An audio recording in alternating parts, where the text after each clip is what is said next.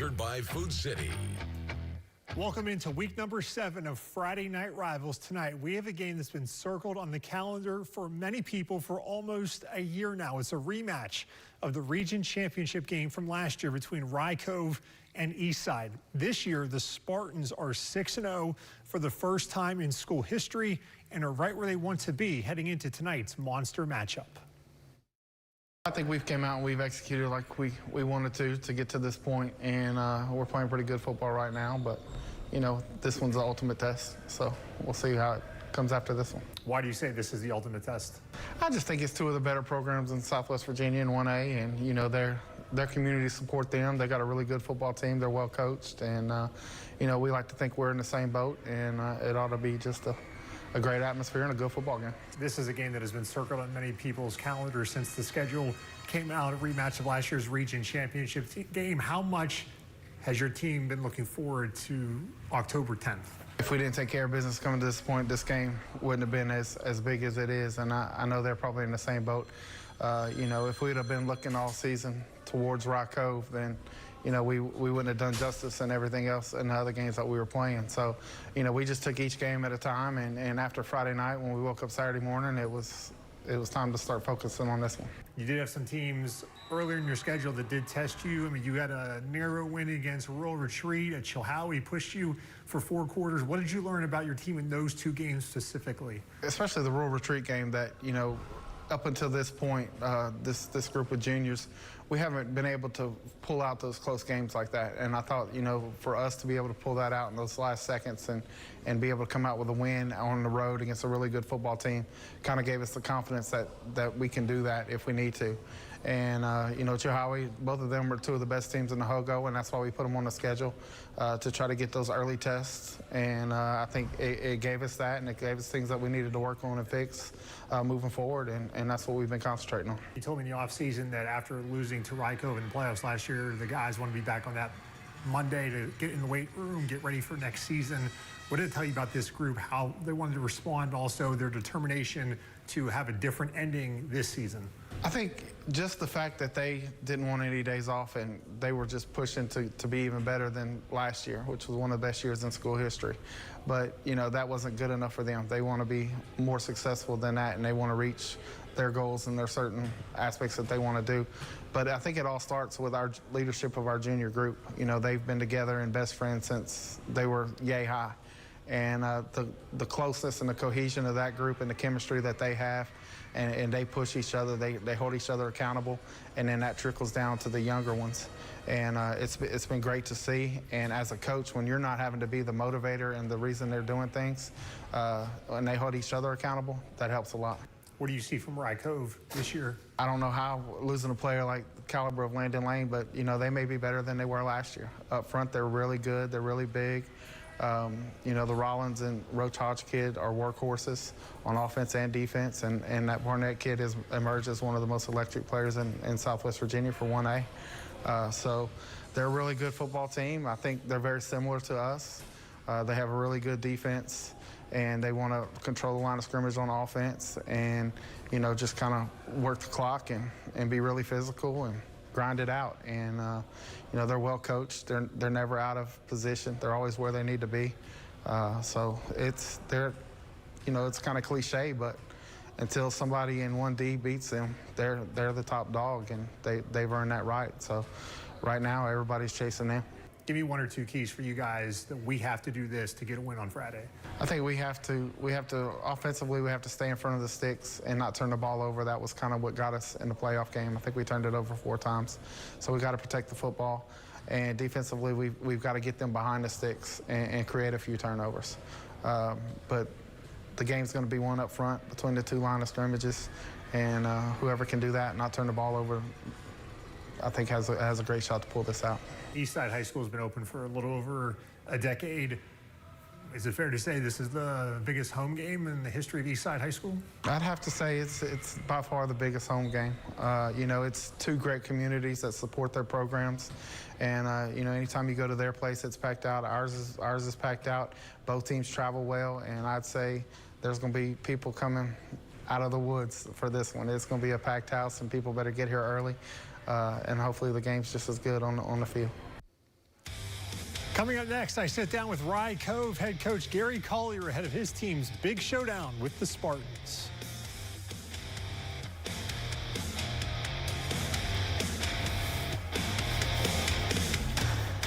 This time of year, it's all or nothing.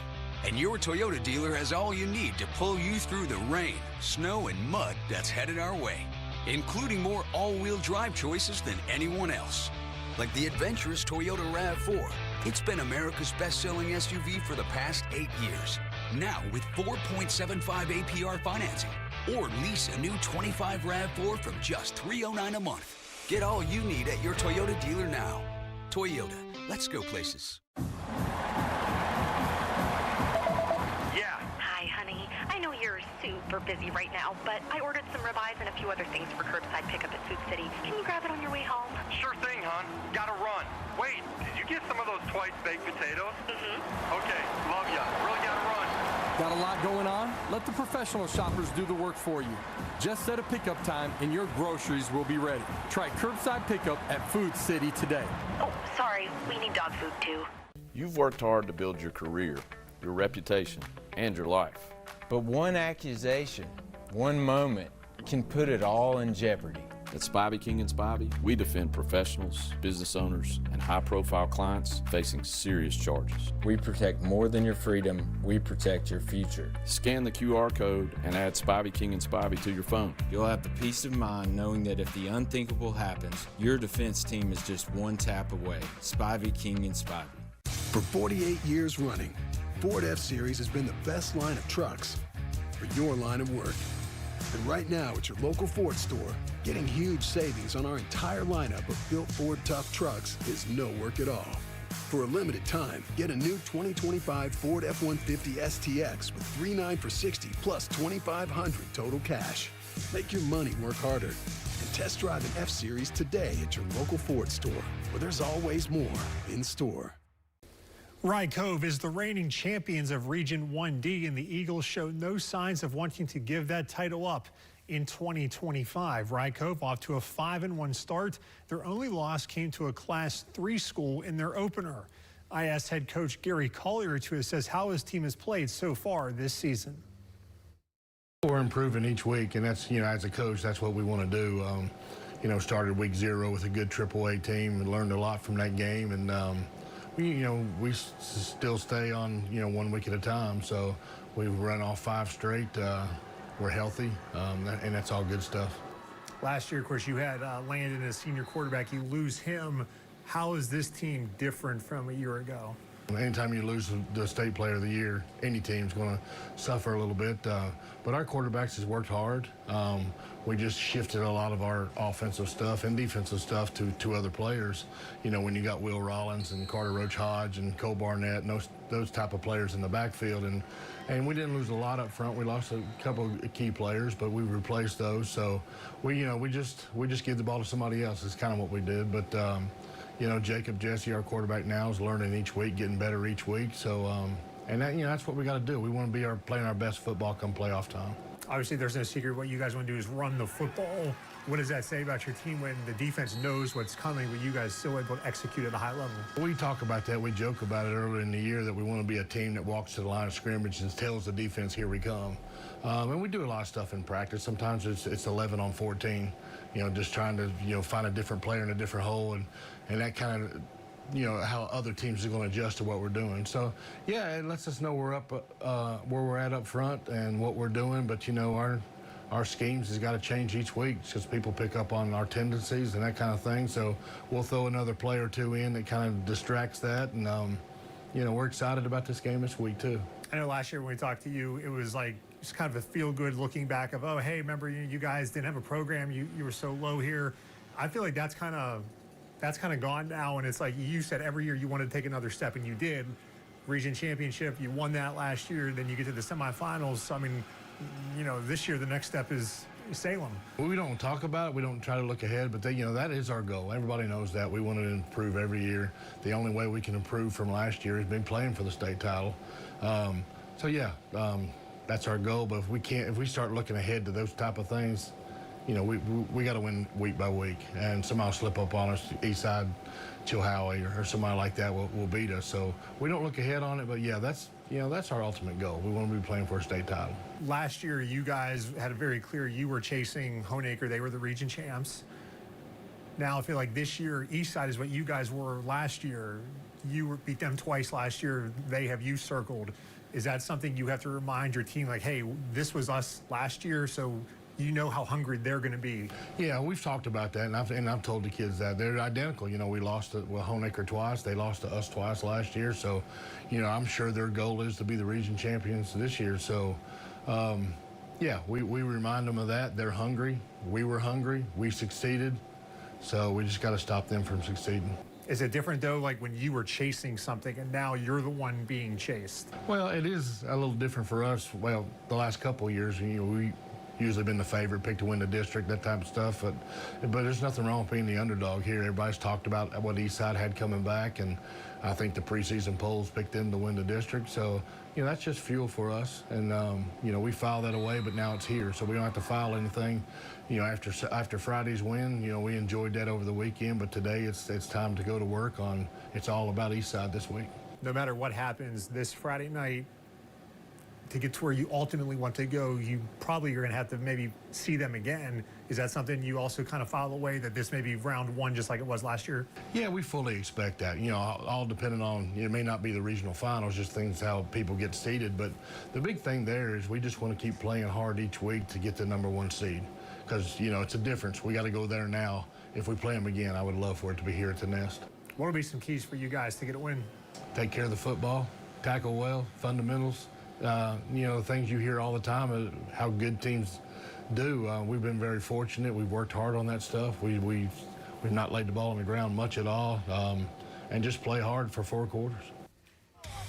When you have two teams this good, it's hard to find an edge on paper. We go inside the numbers when we come back.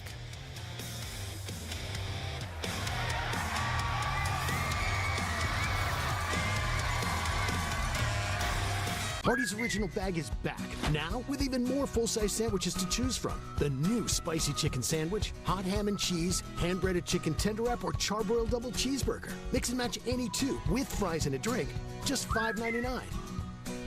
The Garland Hall State Farm Insurance Agency is here to help you for home, auto, or life. Let us review the protection you have. Our friendly and professional staff will explain your coverage in language you understand. Coburn native Garland Hall, your State Farm agent, online at garlandhallagent.com. Yeah. Hi, honey. I know you're super busy right now, but I ordered some ribeyes and a few other things for curbside pickup at Food City. Can you grab it on your way home? Sure thing, hon. Gotta run. Wait, did you get some of those twice baked potatoes? Okay, love ya. Really gotta run. Got a lot going on? Let the professional shoppers do the work for you. Just set a pickup time and your groceries will be ready. Try curbside pickup at Food City today. Oh, sorry. We need dog food, too. All trophies and plaques for WCYB's Friday Night Rivals are provided by Eddie's Trophies and Gift Shop in Bristol. Eddie's Trophies also offers medals, plaques, acrylics, glass, and crystal pieces for your business, school, or sports team. That's Eddie's Trophy and Gift Shop, online at eddiestrophies.com. Around here, it's all or nothing. That's why your Toyota dealer has more all-wheel drive choices than anyone else. Like the best-selling Toyota Camry or the stylishly advanced new Corolla. Now get 4.75 APR financing on a new 25 Corolla or Camry while supplies last. Or lease a new 26 Corolla for $209 a month or a Camry for just $279 a month with 2 years no-cost maintenance included. Get all you need at your Toyota dealer now. Toyota, let's go places. Right now, when you download the Hardee's app and join My Rewards, say good morning to 20% off any breakfast order of $10 or more. Wake up to the fluffy omelet biscuit or a home-style loaded burrito and save. That's goodness in Hardee's country.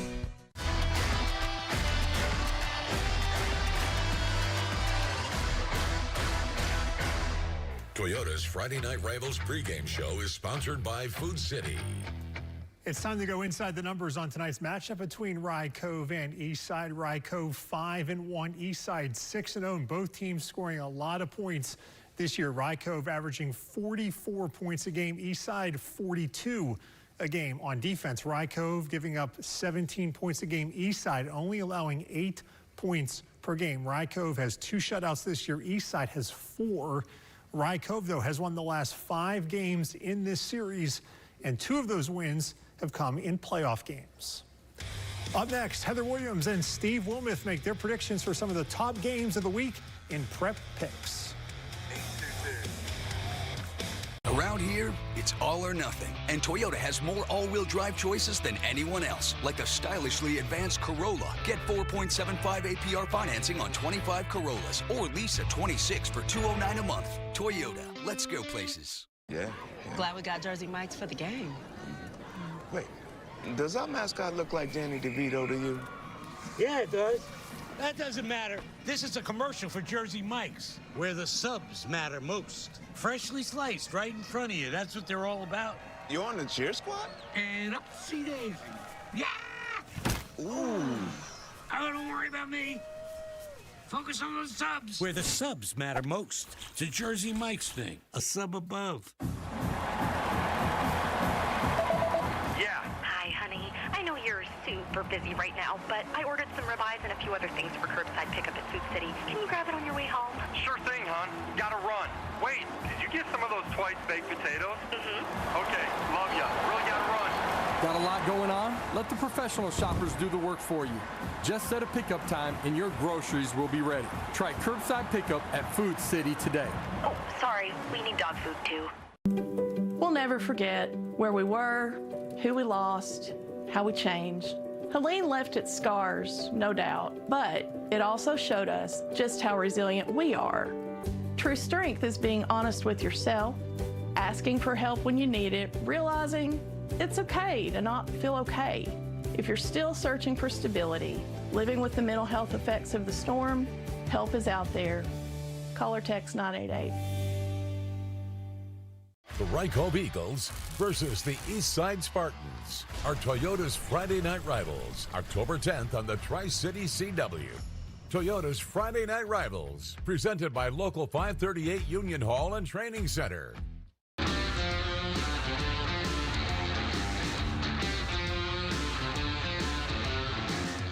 Welcome into another edition of Prep Picks. Heather Williams alongside Steve Wilmuth of ESPN Tri-Cities, TriCitySports.com. Steve, there are only like 3 weeks left in the regular season in Tennessee. Where is the time gone? It's the fastest couple of months of the year, no question about it. We're into October now. Best month of the year by far, too.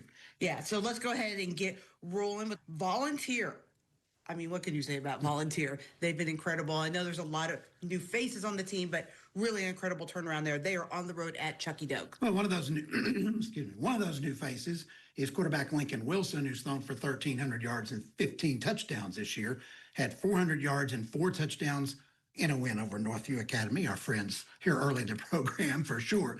But they've got a lot of balance. You know, they've got great running backs, great receivers, put up a lot of points. Chucky Doak, I mean, Volunteer averages about 40 points a game in its win. Scored 21 in the one loss to Elizabethton. Chucky Doak, the last 3 weeks, has only scored 33 and only scored 19 against a Claiborne team that hasn't won a game yet this year. So I like Volunteer in this one. This would be the Falcons' 6th win of the year. Only 3 times in school history have the Falcons won 6 games, only 2 winning seasons. This is a record-breaking year for Volunteer, and this is another step in that direction. Yeah, I love what they've done. You mentioned Lincoln Wilson. He's our News 5 Player of the Week this week, and the turnaround's been incredible. Chucky Doak, a decent turnaround, too. I mean, we forget they had a really kind of a miserable season last year, so it's really been a nice little turnaround for them. Not as dramatic as what they've done at Volunteer, but still, it's been a great year. I love Volunteer. I think they're going to win this game. I think as the year comes, reality kind of sets in on them. They still have to play Cherokee. They still have to play Greenville, right? Yeah. So a little bit of reality will set in, but still, it doesn't matter, right? They're set up really well. They're probably going to the playoffs, and I think it's going to be a great season. Picking Volunteer in this one, and kudos on what's been an amazing turnaround. Let's jump over to the Virginia side of the state line, and a couple of teams that really need a victory as far as if they want to stay in that Region 1D playoff hunt, and that is Holston at Patrick Henry. Yeah, I mean, one team comes in. Holston's got 4 wins on the year. Patrick Henry, too. Holston's opponents that they have beating this year are 4-19. Meanwhile, Patrick Henry's 4 losses have come to opponents that are 18-7. So the schedule, I don't think is quite as even when you look at the records from the two squads. You look at last week, and one team really did a great job running the football, 420 yards on the ground. That was Holston. Meanwhile, Patrick Henry allowed over 400 yards in its loss. These two teams, though, are really evenly matched. I think you got to look at the two opponents carefully when you look at those differential and total yardage last week. This is a really, really hard game to call. I kind of thought because Patrick Henry was at home that I was going to lead that way, but just the results from last week, you know, what Patrick Henry's defense has allowed so far on the year, I can't quite get over that. They've both played John Battle, our favorite, you know, same team comparison, and that would lead towards Patrick Henry. But I remember Holston was also up 31 points in that game at one time too. So I think I'm going to take the road team here. I think I'm going to go with the Cavs. The thing about Patrick Henry is they have a brand new coach, and they're doing some things differently than they've done for years and years and years. They still run the ball, but it's just a different look for them. And I think that, you know, it's going to take a while for them to kind of adjust to that. I just think at this point in the year, I've seen both of them play in person, and I think Holston's playing a little better just from the, you know, the amazing college football eye test. Yes. Holston passes the eye test just a little bit more. I think it's going to be maybe one of the best games of the week, although there are some real bangers on the Virginia side of the state line. Three really good games we're picking. But I'm going to go with Holston on this one with you too. Our Friday night rivals game this week. Boy, these two teams know each other well. They've played each other a lot in a lot of meaningful games. Unbeaten Eastside at one loss to a Class 3 school, Rye Cove. Exactly. Glad you made that point about the Lord Botetourt game to begin with. These two teams the last 2.5 years, I think, are a combined 53-11. Yes. And they have played each other 4 times. And Rye Cove has won all 4. And that's kind of eating at the crawl a little bit, as they say, of the Spartans. Both these two teams play great defense. They are physical. They want to establish the line of scrimmage. They can run the football. Keldon Hamilton, obviously, what he's done at Eastside. Barnett for Rye Cove has scored in any way possible that you get in the end zone. He's done it this year. This game absolutely has it all. It's going to be a blast to watch on Friday. I just think Eastside, I think it's their year. The last 2 years, they've been 0-4 against the Eagles. I just think this year that it's Eastside's year to get it done. So, you know, when Rye Cove was kind of coming up and Honaker was the big dogs in Region 1D and Rye Cove lost only games to Honaker, it kind of feels the same way, right? Eastside's coming up now. They've only lost to Rye Cove. Although I think if these two teams play twice this year, they'll probably split. Because I just don't see Eastside is right there. But you could kind of see that Rye Cove had taken a step over Honaker. I don't know that Eastside has gone over Rye Cove. They're right there. I don't think they've gone over it. That being said, I'm disappointed that you took Eastside because I have believed that they're probably the best team in 1D, even though I have Rye Cove ranked higher because in the preseason they were ranked higher, and I don't like to drop teams just because. So I am picking Eastside, but I'm sad that you did too because we have identical picks. I thought maybe that was going to be the one. I thought for sure we might have a couple of different ones there today, but those are going to be some great games in Virginia. If you want more great insight on high school sports, be sure to check out his website. That is TriCitySports.com, and join me Friday at 11:15 for another edition of Friday Night Huddle. This time of year, it's all or nothing. And your Toyota dealers have all you need to pull you through the rain, snow, and mud that's headed our way. Now, during Toyota Truck Month, they've got more all-wheel drive choices, like the legendary 4Runner, the world-renowned Land Cruiser, the trail-dominating Tacoma, or this powerful new 25 Tundra with $3,000 customer cash or 1.75 APR financing. Or lease this Tundra for just $409 a month. Now, during Toyota Truck Month. Toyota, let's go places. All trophies and plaques for WCYB's Friday Night Rivals are provided by Eddie's Trophies and Gift Shop in Bristol. Eddie's Trophies also offers medals, plaques, acrylics, glass, and crystal pieces for your business, school, or sports team. That's Eddie's Trophy and Gift Shop online at eddiestrophies.com. We've all heard health screenings save lives, but knowing which ones are right for you and when to get them can feel overwhelming. That's why Ballad Health created a simple online tool to guide you on your path to well-being. After a few questions, you'll get a list of suggested screenings, perfect for discussing with your primary care provider. Remove the guesswork and gain clarity for your next steps. Get started today at balladhealth.org/screenings. At Virginia Farm Bureau Insurance, hometown means a lot. It means having offices right around the corner, providing truly local service with a personal touch. Connect with your local Farm Bureau Insurance agents in Scott County today. For over 40 years, Farmers and Miners Bank has been committed to providing exceptional banking services to the Southwest Virginia community. From the majestic mountains of Dickinson and Wise counties to the rolling valleys of Lee and Scott County. Our team members understand the unique needs of our customers because we live, work, and raise our families here. We take pride in our commitment to banking like it ought to be. Come and experience the difference for yourself. Farmers and Miners Bank.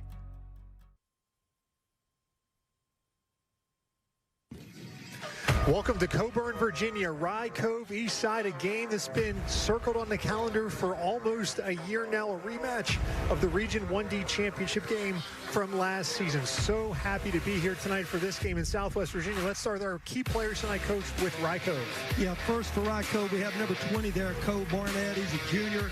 He's a running back, also plays cornerback on defense. He's rushed for over 500 yards this year. He has 8 touchdowns. He's returned to kickoff for a touchdown. He has 1 punt return for a touchdown. And on the defensive side of the ball, he has 3 interceptions, and he's returned 2 of those for touchdowns. How about for Eastside? Yeah, for the Spartans, we have number 12, Keldon Hamilton, a junior. He's a halfback, linebacker. He's rushed for over 1,100 yards already on the season, scored 14 touchdowns, averaging unbelievable 12.5 yards a carry. And from his linebacker position, he has 52 tackles on the year. These are just 2 of the key players tonight on Friday Night Rivals. Now for the keys to the game, I think this might be a first. Both coaches told you the same thing. Yes, it's a carbon copy of each other. For Rye Cove, they're talking about what happens up front, controlling the line of scrimmage, opening holes for the running game. You go over on Eastside, and it's the same thing. The Spartans want to what happens up front, control the line of scrimmage, open the holes for the running game. Then when you talk about defense, they're talking about bringing pressures with the linebackers. They're talking about the linebackers being free, getting up and making the tackles in the backfield, following those pulling guards and those pulling tackles. We're going to see a lot of pulling linemen tonight, probably more than we've seen all year, because both teams love to run the football, and they'll be coming after each other. The Rye Cove fans also showing up for this one. If you like cowbells, you like air horns, this is going to be the game for you. The Scott County people, they like to bring those. The Eastside fans, this is the biggest game in Eastside history at home here. They are ready for this game tonight. We can't wait to bring it to you coming up on Friday Night Rivals. It's 6-0 Eastside, 5-1 Rye Cove. Don't go anywhere. Kickoff is coming up.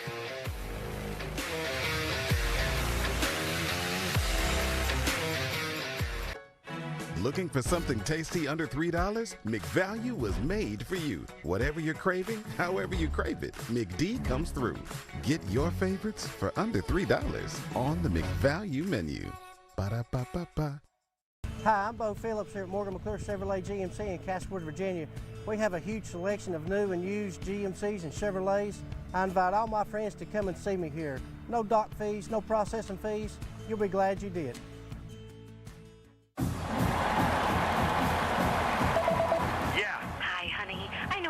Super busy right now, but I ordered some ribeyes and a few other things for curbside pickup at Food City. Can you grab it on your way home? Sure thing, hon. Gotta run. Wait, did you get some of those twice baked potatoes? Okay, love ya. Really gotta run. Got a lot going on? Let the professional shoppers do the work for you. Just set a pickup time and your groceries will be ready. Try curbside pickup at Food City today. Oh, sorry. We need dog food too. Business is booming at the Robinette Company, and we're drastically needing new employees to help us keep up with the demand. We have positions available in both Piney Flats and Bristol for machine operators, material handlers, maintenance technicians, and more. Select positions are eligible for a $1,000 sign-on bonus. The Robinette Company provides great benefits, including medical, dental, vision, life, and employees are eligible for 40 hours of paid vacation at their 6-month anniversary. Start a new career today at the Robinette Company, Piney Flats and Bristol.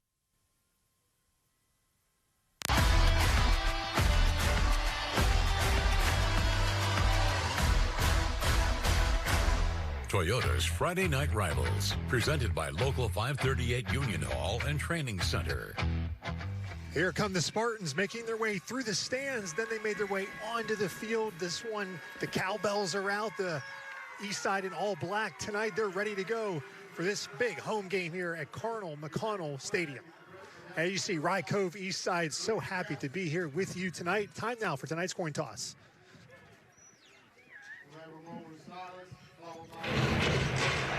This evening's coin toss is sponsored by the Tennessee Army National Guard. Rye Cove, the visitors tonight, they get to call the coin toss.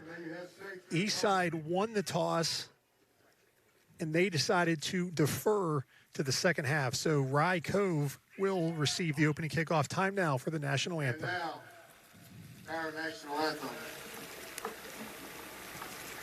Oh, say, can you see by the dawn's early light what so proudly we hailed at the twilight's last gleaming, whose broad stripes and bright stars through the perilous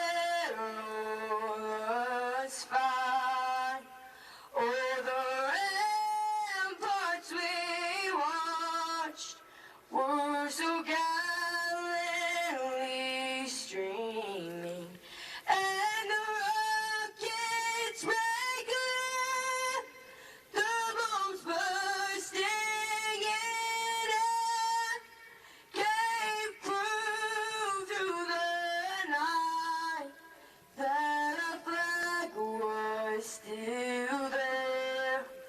Oh, say does that star-spangled banner yet wave o'er the land of the free and the home of the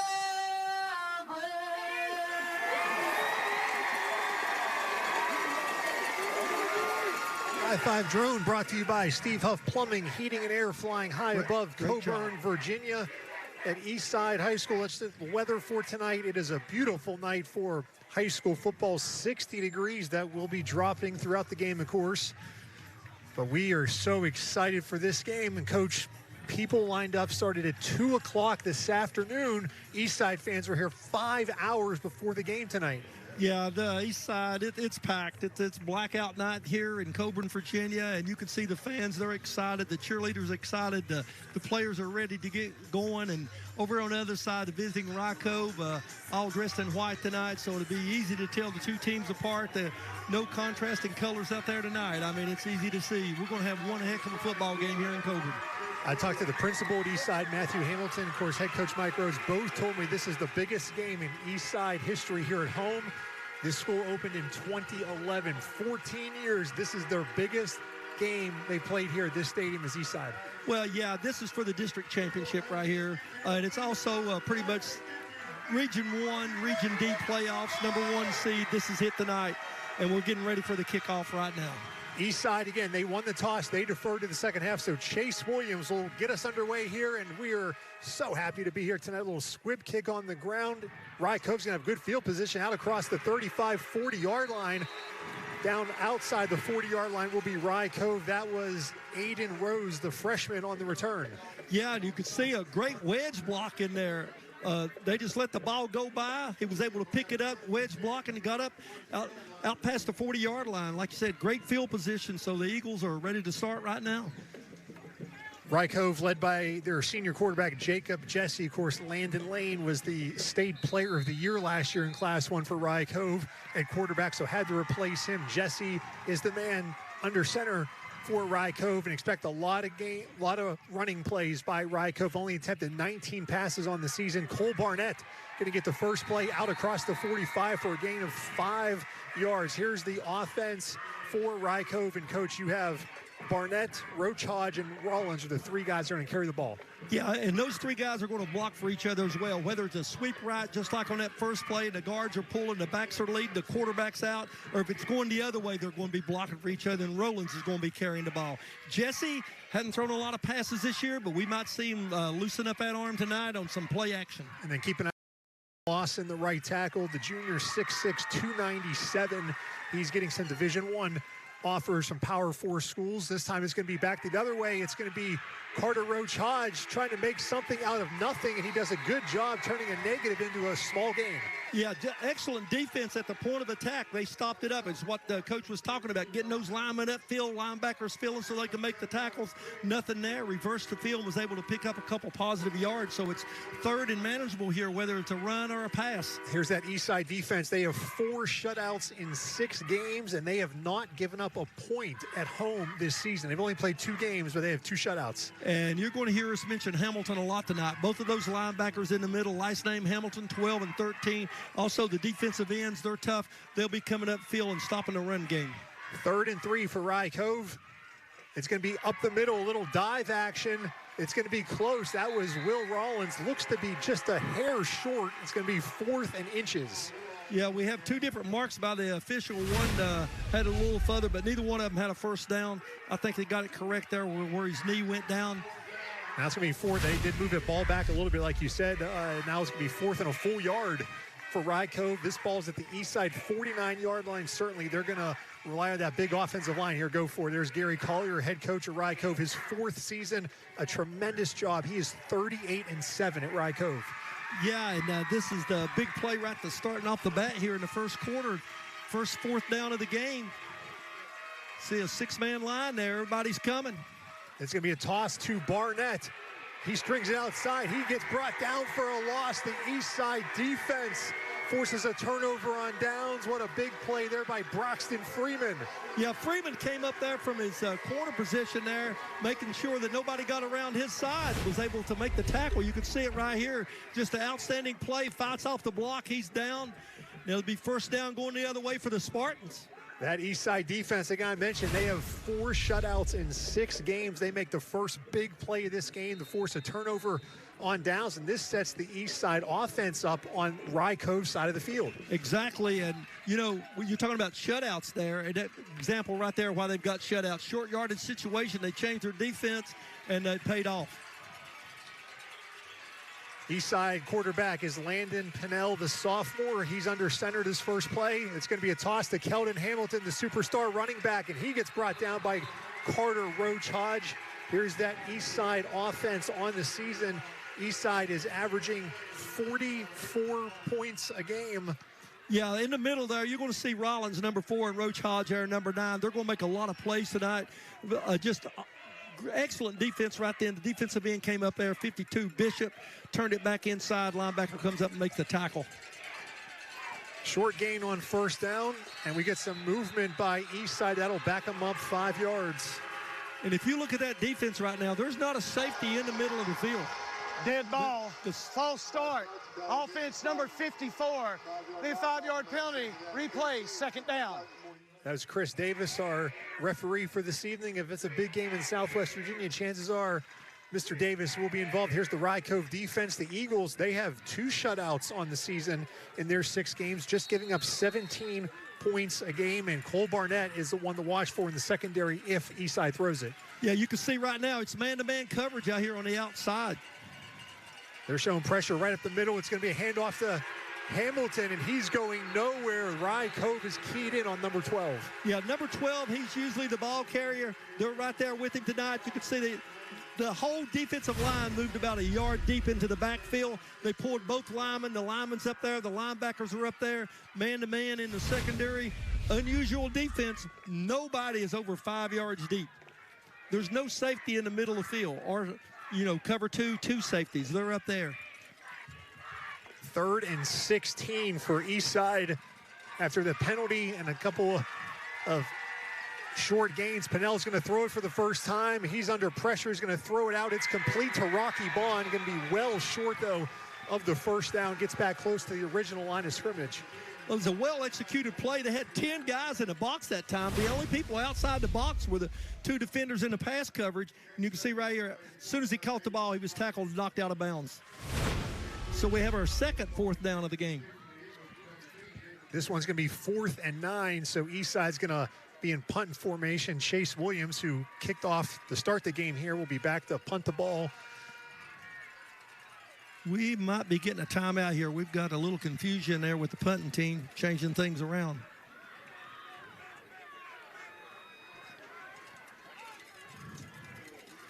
Jacob Jesse is back for Rye Cove. Williams, a line drive. This one is going to go inside the 5, down inside near the 1. So great job there by Eastside. Rye Cove gets the ball when we come back on Friday Night Rivals. This time of year, it's all or nothing. And your Toyota dealer has all you need to pull you through the rain, snow, and mud that's headed our way, including more all-wheel drive choices than anyone else. Like the adventurous Toyota RAV4. It's been America's best-selling SUV for the past 8 years. Now with 4.75 APR financing. Or lease a new 25 RAV4 from just $309 a month. Get all you need at your Toyota dealer now. Toyota, let's go places. Local 538 Union Hall and Training Center in Johnson City is the trusted union for skilled plumbers, pipe fitters, HVAC service technicians, and skilled workers. Local 538 provides top-tier training, certifications, and safety standards, ensuring our members are job-ready and debt-free from that education. Contractors get a reliable workforce that gets the job done right the first time. We're building our country with pride and professionalism. Local 538. Skilled, trained, union strong. We want to say thank you to Kia of Johnson City for sponsoring our live stream tonight. You can watch this game on our WCYB Facebook page, YouTube, and WCYB.com, courtesy of Kia of Johnson City. So there's Mike Rhodes, head coach of Eastside, in his 8th season with the Spartans. He has a record of 41-37. Last year led him to the region championship game. Rye Cove starting the quarterback, Jesse, lined up in his own end zone here at the 1-yard line, right up the middle for some breathing room, and they get a nice gain on first down and get a little out of that shadow of their end zone. Yeah, got out of their end zone that time, ran behind Big Lawson, that right tackle over there, and Bowen, the guard, was able to get upfield, get some good positive yardage there, give them, like you said, a little breathing room back there. You can see they had 8 men in the box that time. Linebackers didn't look like they were going. We'll see what happens on this play. Last time they went. You saw Gary Collier there. He's also the offensive coordinator, calls the plays for Rye Cove, in addition to being the head coach. So he's in charge of getting this offense to go just 99 yards for a touchdown against a team who was not allowed a point at home. This one's going to be off to the right side again. Barnett, he's following that right side, and I don't blame. Hey, you got Ethan Lawson at 6'6", 297. I'd run into the right too. Yeah, a little fake coming back over here to the left side. We might see him get the ball, sort of like a little crossing action there in the backfield. But I don't think it really fooled the Spartans a lot. They were able to get the stop there and brings up the 3rd and short. Rye Cove's done a good job starting from the 1-yard line. Again, they got a 3rd and 1 play here. They had a 4th and 1 on the last time. They got stuffed for a loss of a couple on the toss. And they're going to give it up the middle this time. And Eastside was ready. It's going to be really close again, but I think he might be just a little short of a first down. Yeah, on defense that time, the tackles, they hit hard in the A-gaps, and the linebackers is coming up their field, and you can see 13 in there, Noah Hamilton. Looks like we're going to get a measurement here. That was Will Rollins right up the middle on the carry, and official referee Chris Davis calls for a measurement, so we'll get our first. It's been a while. We haven't had many this season. Haven't seen the chain gang too often. No, but we might see them a lot tonight because they're going to be some close plays, whether we get a first down, we don't get a first down. How many yards did we gain? There's Preston Cox running out there at that camera to show you just how far Rye Cove had to go here. So 4th and a little shorter than the last one they had. You expect them to go for it inside their own 10? They might line up and act like they're going for it, try to draw Eastside, maybe get them to jump, but I don't think we're going to see them going for this, no. Oh, they're lined up if they're going to go for it. Again, are they going to try and draw Eastside off sides? But it's 4th and inches from just outside of their own 10-yard line. This would be a major gamble if they snap the football here. We'll see if Coach Collier wants to roll the dice. Play clock is at 15 seconds. They got a lot of time still. And they're going to be a quarterback sneak, a little tush-push. Looks like they got enough. I believe they did. Over the top there, first down. Man, that's a little surprise there from your own 10-yard lines. That's the 3rd, 4th down of the game. All first downs in the first quarter brought to you by Window World. That was our first one of the game, and a big roll of the dice for Rye Cove to go forward from their own 10-yard line, but it pays off. Jacob Jesse on the quarterback sneak, so they get that first down here, and we'll see now if that kind of gives them a little momentum here. See what takes place right here. You think it'll be a run? I'm guessing it's a run. We might see one of the wings go in motion here. There he goes. It's going to be Barnett off to the right side, out across the 15-yard line to the 16 for a gain of 5. Again, Rye Cove has only thrown the ball 19 times in 6 games. That's Rocky Bond. He moved down inside, coming around and making a tackle there. Got him from behind. Yeah, Rocky Bond, how often do you see someone that's a wide receiver on offense and plays defensive end on defense? Hey, they moved him down to a tackle. They moved him on down. I couldn't believe it when I looked up. He's playing defensive tackle right now. Just shows you how tough he is. He's listed at 5'8", 165 pounds, and now, like you said, he's playing defensive tackle. It's another one to Barnett off the right-hand side. He breaks throughout near the 20-yard line, getting pushed by his lineman close to another first down. We'll see where the officials spot the ball. I think Jesse was signaling first down, but I think the officials say no, it's going to be third down. They say first down now. So they're going to give a first down to Rye Cove. Nice job there by Caden Bishop helping push Barnett.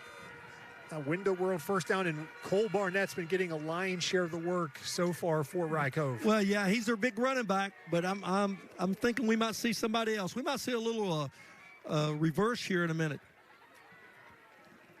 Barnett might get the handoff, and he might hand it going back the other way. It is a counter on first down. You could hear the Rye Cove or the Eastside sidelines, I think, calling it out right there, and Eastside was ready for it. Yeah, once again, right there in the middle, I believe that was Bond came up there to make a tackle, and also you had in the secondary coming in there as well. Didn't get the number right off. No gain on that play. Be 2nd and 10. We're under 4 minutes remaining in a very fast-paced first quarter. That happens when only one pass attempted so far between these two teams. Yeah, you can see how the corners are up there within 5 yards of the ball. It's going to be a fake over. Rye Cove's going to throw it for the first time, maybe. Jesse does fire, and it's knocked away by Keldon. Hamilton goes diving into the markers on the far side of the field. Yeah, get those markers out of the way when those players come over there. But, yeah, Hamilton, he was over there, hit the ball, knocked it down. See right here, good coverage. Yeah, knocks it down. Bam. Jacob Jesse was looking for Luke Jesse on that play, but Hamilton read it, knocked it away. So 3rd and 10, not where these two offenses want to live. No, we about to see our first screen pass of the game. Got things spread out 2-2.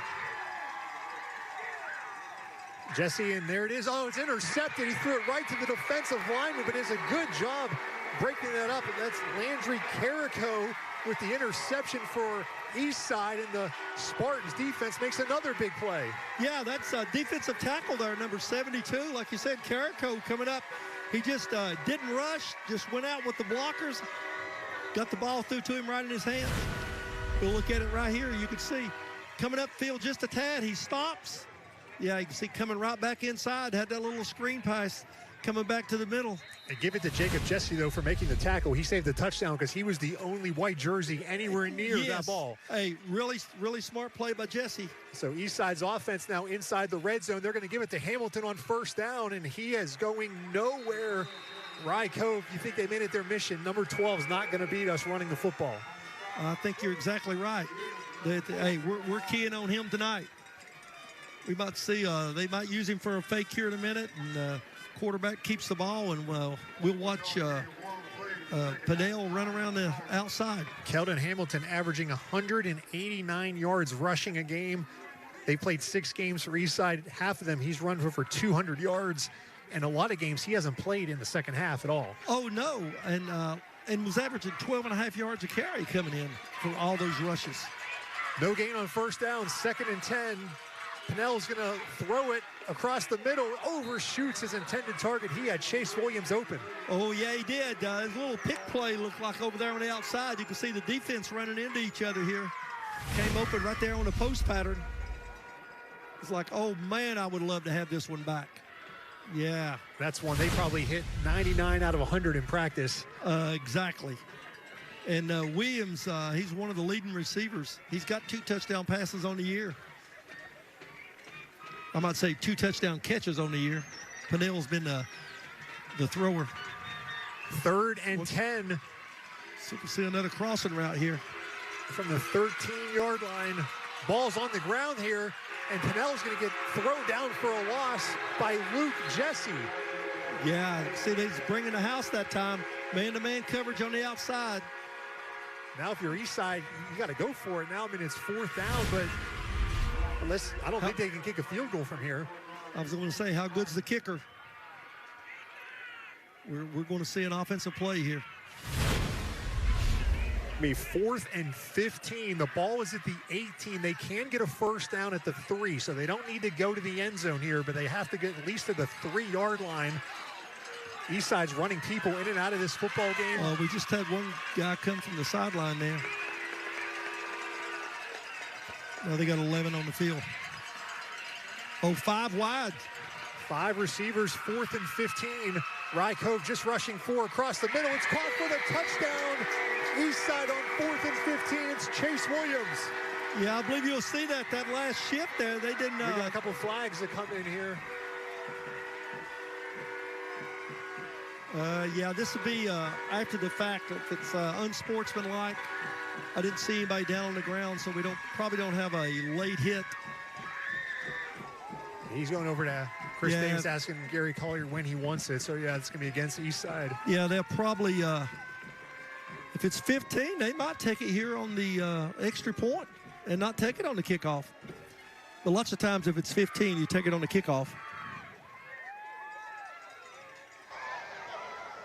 The touchdown is good. After the touchdown, dead ball, unsportsmanlike, number 52 of Eastside. It will be assessed on the kickoff.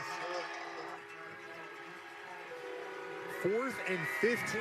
It's an 18-yard touchdown from Landon Pinnell to Chase Williams. They missed on 2nd down. They connect on 4th down. Yeah, you can see Williams there. He just did a little crossing pattern, number 2 and 3 receiver, and nobody went with him. He's wide open. So Eastside goes for, I think both of these teams are going to be going for 2 a lot tonight here. Pinnell under center. He fakes it. He's going to throw it. He's under pressure. Looking. He's got a man. Now he's really under pressure. He's going to get thrown down by Carter Roach Hodge. So it's no 2-point conversion. It's 6-0 Eastside. We're going to take a timeout. An electric start to this game on Friday Night Rivals.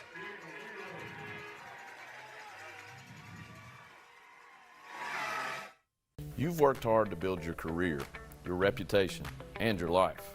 But one accusation, one moment, can put it all in jeopardy. At Spivey King & Spivey, we defend professionals, business owners, and high-profile clients facing serious charges. We protect more than your freedom, we protect your future. Scan the QR code and add Spivey King & Spivey to your phone. You'll have the peace of mind knowing that if the unthinkable happens, your defense team is just one tap away. Spivey King & Spivey. Our communities are filled with caring people who open their hearts and dedicate themselves to transforming lives every day. People whose kindness and compassion shine brightest when times are hard, providing hope when life feels uncertain. We're proud to partner with organizations who positively impact the lives of the members we serve and the places we call home. Thank you for serving our communities from your friends at Eastman Credit Union. Financial Literacy is sponsored by Blackburn Childers and Stegall. I'm Sarah Presnell, a tax partner with Blackburn Childers and Stegall. And did you know on July 4th, 2025, President Trump signed into law the One Big Beautiful Bill. And one of the main aspects is that he has said that Social Security income is not taxable. And while that's mostly true, if you make under a certain amount, there is a deduction available for you if you're 65 years or older that will make that income not taxable to you. So this is big, this is important. This will affect a lot of viewers in our area, but there's also a lot of questions about it. And so if you have questions, we urge you to reach out to us. We're happy to help. We've been in this community for over 60 years. And one of the main things that sets us apart from others is that our love for the community and the people in it. So we're here for you if you need us.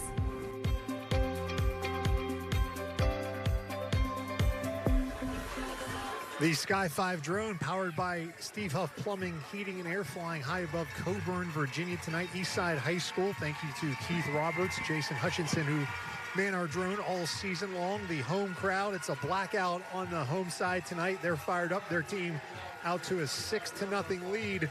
But that unsportsmanlike conduct penalty now means that Eastside will kick off from their own 25-yard line. And, Coach, the first time they kicked off, it was a squib kick, and Rye Cove got good field position. Yeah, they were out past the 40, and if you go by the 15-yard penalty, if the same thing happens, they'll be on Eastside's 40-yard line. That last scoring drive for Eastside, 4 plays, 12 yards, took a minute 45 off the clock. An 18-yard touchdown pass from Landon Pinnell to Chase Williams. This kick in the air is going to be caught at the 37-yard line, and there you go, across the 50. Rye Cove is still going. This one might be going back a long way inside the 25. Again, it's the freshman Aiden Rose making a big impact for his team early in this one on special teams. Yeah, just following his blockers, getting some great blocking there in the wedge block, making cuts, getting on down the field. And it's finally brought down just outside the 20-yard line. So Rye Cove's got to be happy with that return. So that penalty against Eastside leads to about a probably 50-yard difference of field position. Yeah, massive penalty right there. That, you know, it's one of those things, sometimes players just get carried away, and you hope that doesn't happen anymore, and both teams learn from that one unsportsmanlike. Rye Cove starts this possession at the Eastside 21-yard line. It's going to be Barnett off the right side. He's got some room, breaks one tackle down inside the 15, so Rye Cove inside the Toyota red zone for the first time. Yeah, you see that play right there. It's just the same play they've been running all night. Got a little block-off tackle in the kick out there. Down blocked by the tight end. Was able to get upfield, picked up good yardage on first down. You definitely see that Rye Cove prefers to run the ball right. Yeah, they like to run right. That's only happened about, 6 times now? And right here might be number 7. And you can see Hamilton had a hold of him but couldn't bring him down. A gain of 6 on first down, under a minute left here in the first quarter. This time it's going to be Carter Roach Hodge to the left side, and he's going to get brought down for maybe a loss of 1 on the play. Yeah, I had penetration that time by the defense for Eastside. They got upfield, big number 52 there, Jackson, and also Hamilton was able to get up and make the stop behind the line of scrimmage. So it's a loss of 1, 3rd and 5, under 30 seconds left in the first quarter. Rye Cove will have to run a play. The play clock and game clock are about 3 seconds apart. Right now you can see they got 9 guys in the box. Number 10 sneaking up there within 5 yards of the ball. It's going to be Barnett. Barnett's out across the 15. He's going to be short of the first down. That's going to also be the end of the first quarter. So it'll be 4th down for Rye Cove when quarter number 2 starts. A great start to this game. Don't go anywhere. Quarter number 2 coming up next on Friday Night Rivals on the Tri-City CW. This time of year, it's all or nothing. And your Toyota dealers have all you need to pull you through the rain, snow, and mud that's headed our way. Now, during Toyota Truck Month, they've got more all-wheel drive choices, like the legendary 4Runner, the world-renowned Land Cruiser, the powerful Tundra, or this best-selling 25 Tacoma, which you can get with 2.99 APR financing, or lease a well-equipped 25 Tacoma for $269 a month. Get your Tacoma now during Toyota Truck Month. Toyota, let's go places. Around here, home means everything. That's why for 26 years, our family here at Window World of the Tri-Cities has been helping families like yours make their home better. From energy-efficient windows, doors, roofing, siding, gutters, and more. We install it all, and we do it with care. Because we're not just your local Window World, we're your neighbors. And we'd love to help you with your next project. Visit us today for quality that will last for generations to come. This place has a heartbeat of its own. The vibe that you get when you walk into the student center, you just get a vibe that you're here at home. It's given me opportunities that I never thought I'd have. Everyone here knows everyone. That atmosphere is infectious. The relationships that I've built here have been phenomenal, and I know that they'll last beyond here at Wise. It's a magic little place in the mountains.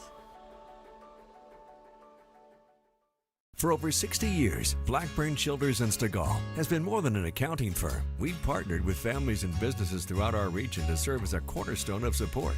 Today, we deliver the capabilities of a large firm, paired with a personalized service only a locally owned business can offer. Our team of professionals will soon be united under one roof at our new location in Gray, while continuing to serve you from our offices in Greenville and Boone. Blackburn Childers and Stegall, trusted for generations, committed to your success. Your Mountain Area Ford dealers are proud to recognize our News 5 Sports Scholar Athletes of the Week. Each week, News 5 and your Mountain Area Ford dealers will honor one student athlete from each of the schools playing on Friday Night Rivals for their accomplishments on and off the field. From Rye Cove, we honor Cooper Bowen. Cooper is a member of the Eagles football team, earning all district lineman honors on the offensive and defensive side of the ball. He carries a 3.963 GPA and is active in his church as well as the Rye Cove Youth Athletics Program. From Eastside, our honoree is Shelby Stanley. Shelby is a state champion cross-country runner, girls basketball team member, and track athlete. She holds a 3.78 GPA, volunteers with the Angels Special Needs Program, and she also drives late model stock cars. All Scholar athletes have the opportunity to compete for a $5,000 scholarship to be awarded at the end of the season. The start of the second quarter, Eastside on top of Rye Cove 6-0. It's 4th and 2 for Rye Cove from the Eastside 13-yard line. This is a new formation. Jesse's going to be in the shotgun. He's going to roll right. Following his blockers, he's got to get it north and south. And he went east and west, Coach. Yeah, I think he had the blockers there. Just great defense by the Spartans there. They just strung it out to the sidelines, able to get upfield and make the tackle. Another 4th down stop by this Eastside defense. Yeah, just, that's the reason they've had the shutouts this year. You can see coming up there strong on defense was number 5, Freeman. He was the one first destroyed what's going on. Also coming up there was Hamilton. Yeah, Lyman just stringing it out. This Eastside defense has been the story of this game so far. Several 4th down stops. Yeah, right now, Rye Cove needs a stop to get the ball back. The familiar I formation there for Eastside. Keldon Hamilton has not been able to get anything going. Pinnell's going to throw it on 1st down across the middle. It's complete to Rocky Bond, and Rocky Bond has one man to beat. It's Barnett, and Barnett is able, no, he breaks free. Rocky Bond goes all the way for a touchdown, 86 yards.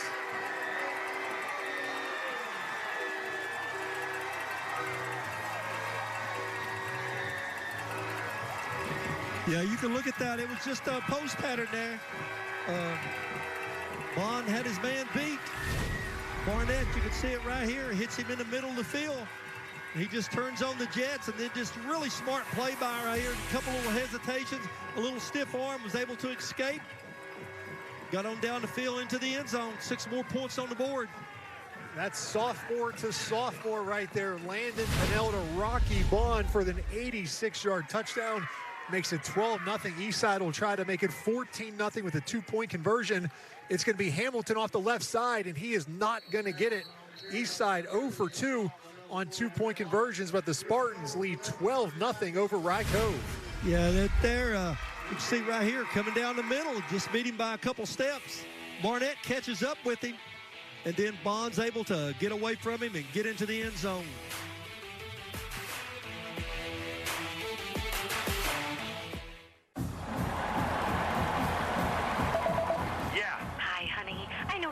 Super busy right now, but I ordered some ribeyes and a few other things for curbside pickup at Food City. Can you grab it on your way home? Sure thing, hon. Gotta run. Wait, did you get some of those twice baked potatoes? Okay, love ya. Really gotta run. Got a lot going on? Let the professional shoppers do the work for you. Just set a pickup time and your groceries will be ready. Try curbside pickup at Food City today. Oh, sorry. We need dog food too. With Local 538 Union Hall and Training Center, learn a trade with no debt and get paid while training. Support the family with great pay and benefits. Secure your future. Local 538 is a partner to a better life while working and when you retire. With AI all around us, a skilled trade is more important than ever. The union invests $250 million a year in training and resources, so you learn with the best. Local 538. Skilled, trained, union strong. Toyota and your local Toyota dealer are combining resources to support our area high schools. We stand together as community partners for our high school athletes and their families to help schools and students get the most out of their high school years. Toyota is proud to join News 5 WCYB, Fox 39 WEMT, and Tri-Cities CW to provide each host team with a charitable donation to their school. Proudly presented by Toyota and your local Toyota dealer. Tonight's donation goes to the Eastside Spartans. Welcome back to Eastside High School. There's Rocky Bond, 86-yard touchdown to make it 12-0 Eastside. And you talked early on how there were no safeties really on either team back, and that was a big play right there where there's no safety, and that paid off. Yeah, no safety in the middle of the field, no help at all. It's man-to-man on the outside, a little crossing route, runs the post pattern. Wide open, Pinnell hits him in stride, and you got 6 more points on the scoreboard. And, you know, Bond had a great series on defense there, too, from a defensive tackle spot, coming up and making a couple tackles at the line of scrimmage. What do you think if you would have told Coach Rhodes you're going to have -7 yards rushing, but you'll be winning 12-0? That's what Eastside has. They've thrown for 111 yards, but -7 rushing, getting it done through the air. Rose this time is going to get brought down. The worst starting field position for Rye Cove. All the momentum right now with the home team. Yeah, fumbled a kickoff there and gave the defensive guys time to get down there, and a little gang tackle there around the 25-yard line. So we'll see what Rye Cove comes up with here on the series after another touchdown. See if they can answer.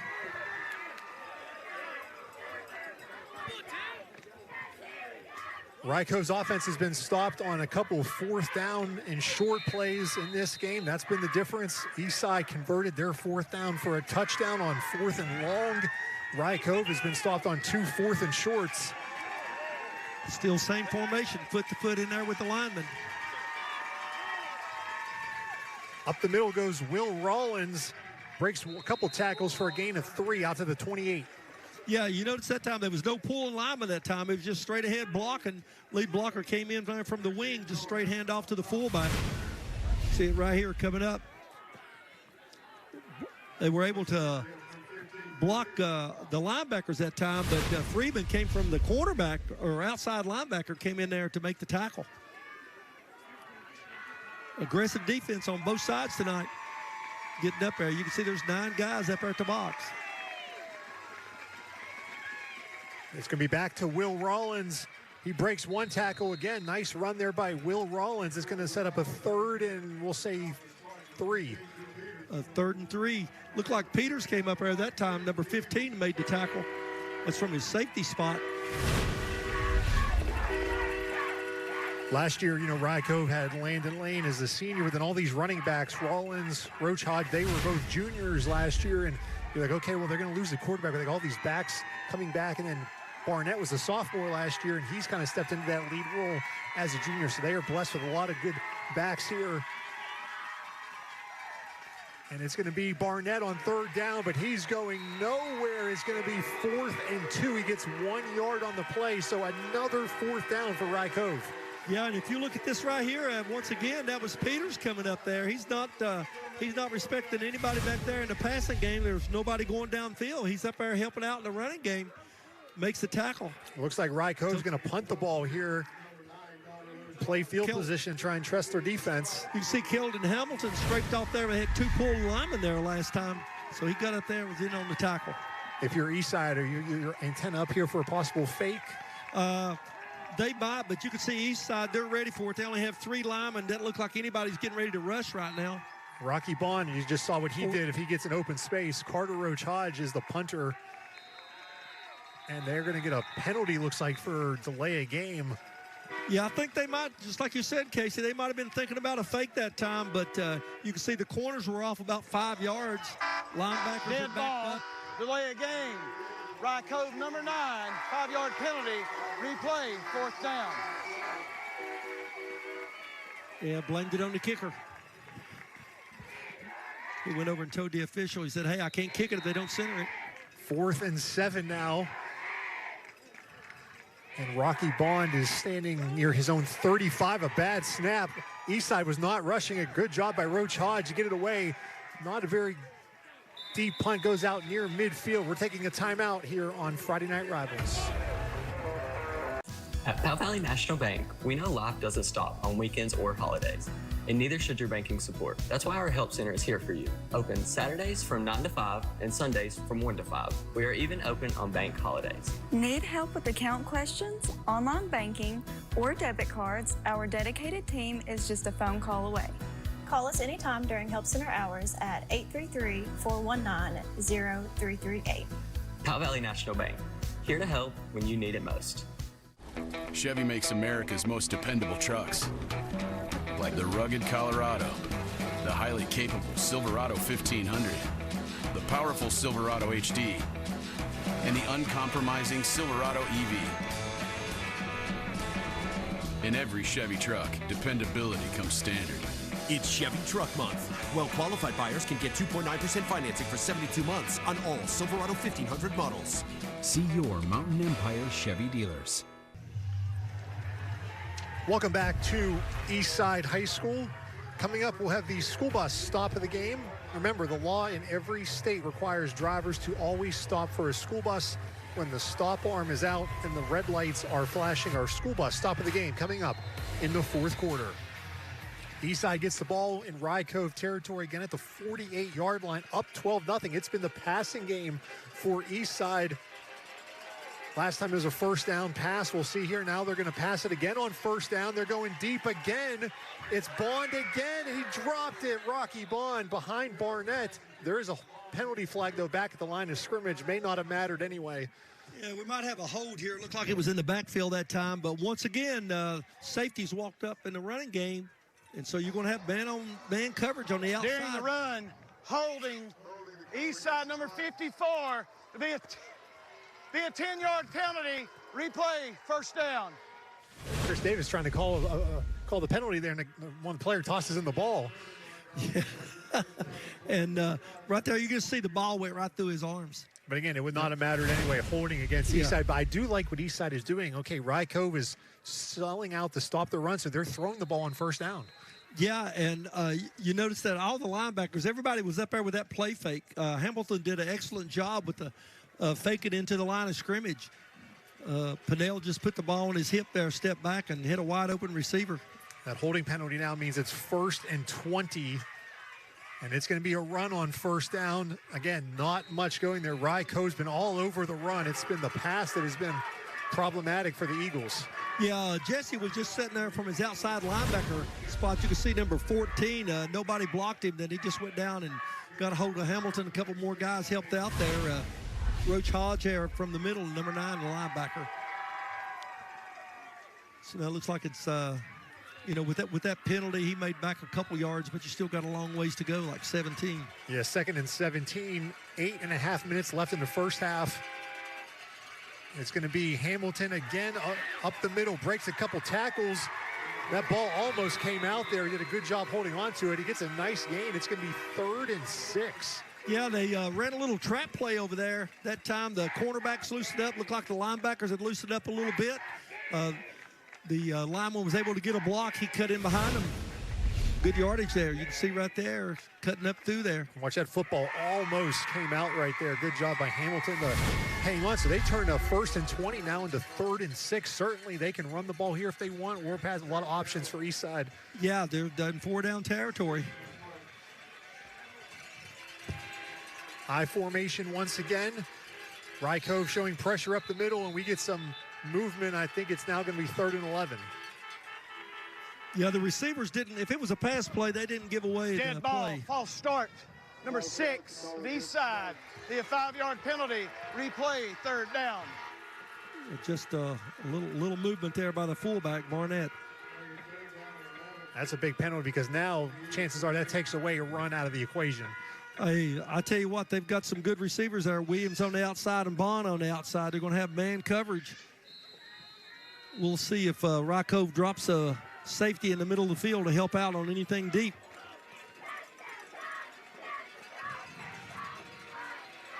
Looks like Bowen is backed up a little bit. They got a crossing pattern going in the middle. Pinnell looking, his receiver fell down. He was looking for Chase Williams. Yeah, Williams, he's trying to make the cut there. You can see him goes down on the cut. Smart play by the defense. He jumped over top of him there. It looked like he had Barnett on the shorter route if he wanted to. See number 6 right there, but he goes for the deep one, and Williams got tripped up. Good decision, no penalty. I mean, Barnett was nowhere near him. He just kind of tripped over his own feet. Yeah, they got tangled up there. So 4th and 11. Yeah, now they're going to punt it. I don't think we'll see a fake here, but there's always a possibility. Everybody's in there tight. Looks like Rye Cove might be bringing some heat this time. Jacob Jesse back at his own 15 for Rye Cove. This one is going to be fielded at the 15. Jesse be tackled out across the 25, and he's holding his knee. I think he might be hurt. So we'll take a timeout and check on Jacob Jesse when we come back on Friday Night Rivals. Educator Spotlight is sponsored by UVA Wise. I'm Jeremy Lively, and I'm on the beautiful campus of University of Virginia's College at Wise, and I'm joined today with Chancellor Donna Henry, and UVA Wise is this year's Friday Night Rivals Educator Spotlight sponsor. And you've got a lot going on, Chancellor. Tell us a little bit about what's going on at UVA Wise. Certainly. This is a very exciting time of the year for us. As students come to campus, we greet them with Expedition, which is an extended orientation program. They learn about academic programs, they get to know about student activities, and we've had them out and about enjoying the college life and getting to know each other. So it's a very exciting time to be here. So talk just a little bit about prospective students. I know a lot of families out there might be looking for that next step after high school. What do you hear? What kind of sense of feel or feedback do you get from students once they're actually on campus? You know, I think students, when they come to UVA Wise, they feel the community atmosphere, which is something that really attracted me to come to the college. They also understand that when they come to UVA Wise, they have strong support for academics. So our students graduate with a very low debt. We've just finished a campaign in which we've raised funds for scholarships, which have actually broken some records at the college. So we're very excited about that opportunity and making college affordable for students. Chancellor, thank you so much, and thank you to UVA Wise for being our Educator Spotlight sponsor for Friday Night Rivals. Coming up in the fourth quarter, we'll have our Toyota drive of the game. So far, all the good drives have been by the home team here. Eastside up 12-0 on that punt return. You saw Jacob Jesse, the quarterback for Rye Cove. He is now on the sidelines getting wrapped up here, so he's not in the game right now for Rye Cove.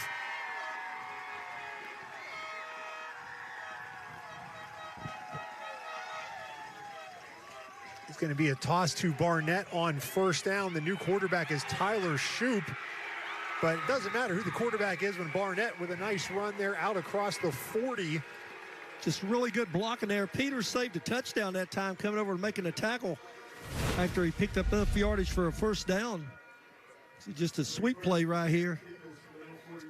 Really good block there on the inside. Couldn't see the number, but yeah, really Rye Cove's best run of the night. There's Tyler Shoup, the junior in a quarterback.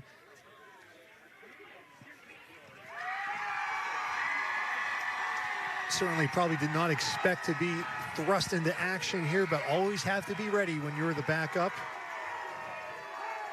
And it's going to be a quarterback sneak. He gets the first down, does Shoup, and he's still on his feet, breaks through out across the 50. How did that happen for Tyler Shoup? Hey, I thought they had him tied up there, but the whistles haven't blown the whistle. And you can see he went for like another 10 yards there. A big pile right there at the line of scrimmage. It took about 5 seconds for that pile to... Yeah, the officials could see it moving. You can see right here, he just stays on it, moving his feet, does a little spin, comes loose. He's getting over top of him, on down the field. Just great running by Shoup there. Second team quarterback coming in here. 2 first downs. First down for Rye Cove, second quarter first downs brought to you by Spivey, King, and Spivey. Inside Eastside territory at the 49-yard line. We're going to get a flag, I think, to blow that play dead. Zach Lane was going to get his first carry of the game, but... Yeah, they had that play, good blocking, but... Dead ball, false start. Number 8, Rye Cove, be a 5-yard penalty. Replay, first down. And number 8 from Eastside came up there on the outside, Yates, and Keldon Hamilton from number 12 from the inside. They had that play stopped at the line of scrimmage. Now they lost 5 yards. And when you run the ball, and, you know, got to have a little play action pass here in a minute. But first and 15, you're going to have a couple good runs here to pick up this first down.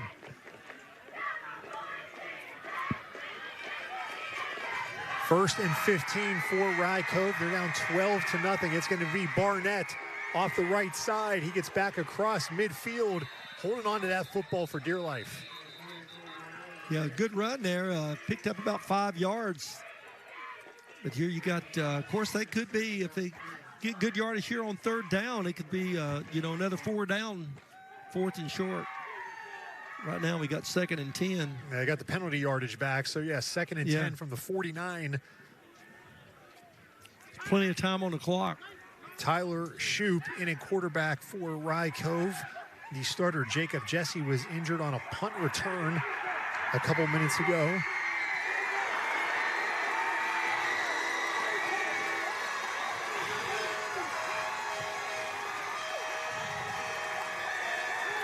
It's going to be a fake. Shoup has it. He slow played that one really nice. Throws it out left. Incomplete. He was looking for Luke Jesse. Coming up in a matter of minutes, we have the Powell Valley National Bank halftime show. That'll be coming up here. We'll hear from the coaches, some of the administrators. We'll take a look at some first half highlights, all that and more coming up on the Powell Valley National Bank halftime report. Good job there, coached by Shoup. Really slow played that fake. Yeah, slow played it. Jesse came dragging across the field, and back there in the secondary, Cook had good coverage coming up there, but Shoup wasn't able to hook up with him. The Shoup getting that play from head coach Gary Collier. He's now just getting to the huddle. The play clock is under 10 seconds. Rye Cove's going to have to hurry. I think he's got Coach Collier calls a timeout. Yeah, he does. Rye Cove's first of the half. And we're going to keep it here, so it'll be a short timeout here. So again, it's 3rd and 10. Get your backup quarterback in. You just had some confidence in him. Obviously, he tried to attempt to pass on 2nd down, but this is not where Rye Cove wants to be, 3rd and 10. No, definitely the running game. They want to run. But I was watching in warm-ups. Shoup's got a good arm. They were throwing a lot of little fade routes there. And so I've got confidence in him throwing the ball from what I've seen in warm-ups. He throws a good pass. It's just a matter of the receivers getting open. I guess now the question for Coach Collier is, do you try to get a shot for get the first down, or do you want to maybe try and get half of it, 7 yards, and then you can go for potentially on 4th if it's 4th and a couple? I always like to get all 10 yards. I want to get 10 yards. But of course, if you're down at the 40-yard line, and if you punt it, a good chance it's going to go in the end zone. Now they bring the ball back out to the 20, so you only have a 20-yard punt. It's one of those you got the old coffin corner, they called it. You know, you try to kick it over to the side, and hopefully it bounces out inside the 10-yard line, so you got them pinned up. But you remember what happened the last time when Rye Cove was pinned up, they was able to move out. We'll see what happens here with Eastside if the Rye Cove has to punt the ball here in 2 plays. Rye Cove 5-1 on the season. They lost their first game of the year to Lord Botetourt, who's a 3A school out of the Roanoke area. They played that game at Emory and Henry, but since then they've won all their games handily. Eastside is undefeated. They've had 2 close games and 4 blowouts. 3rd and 10, 4 receivers for Rye Cove. Shoup going to roll left.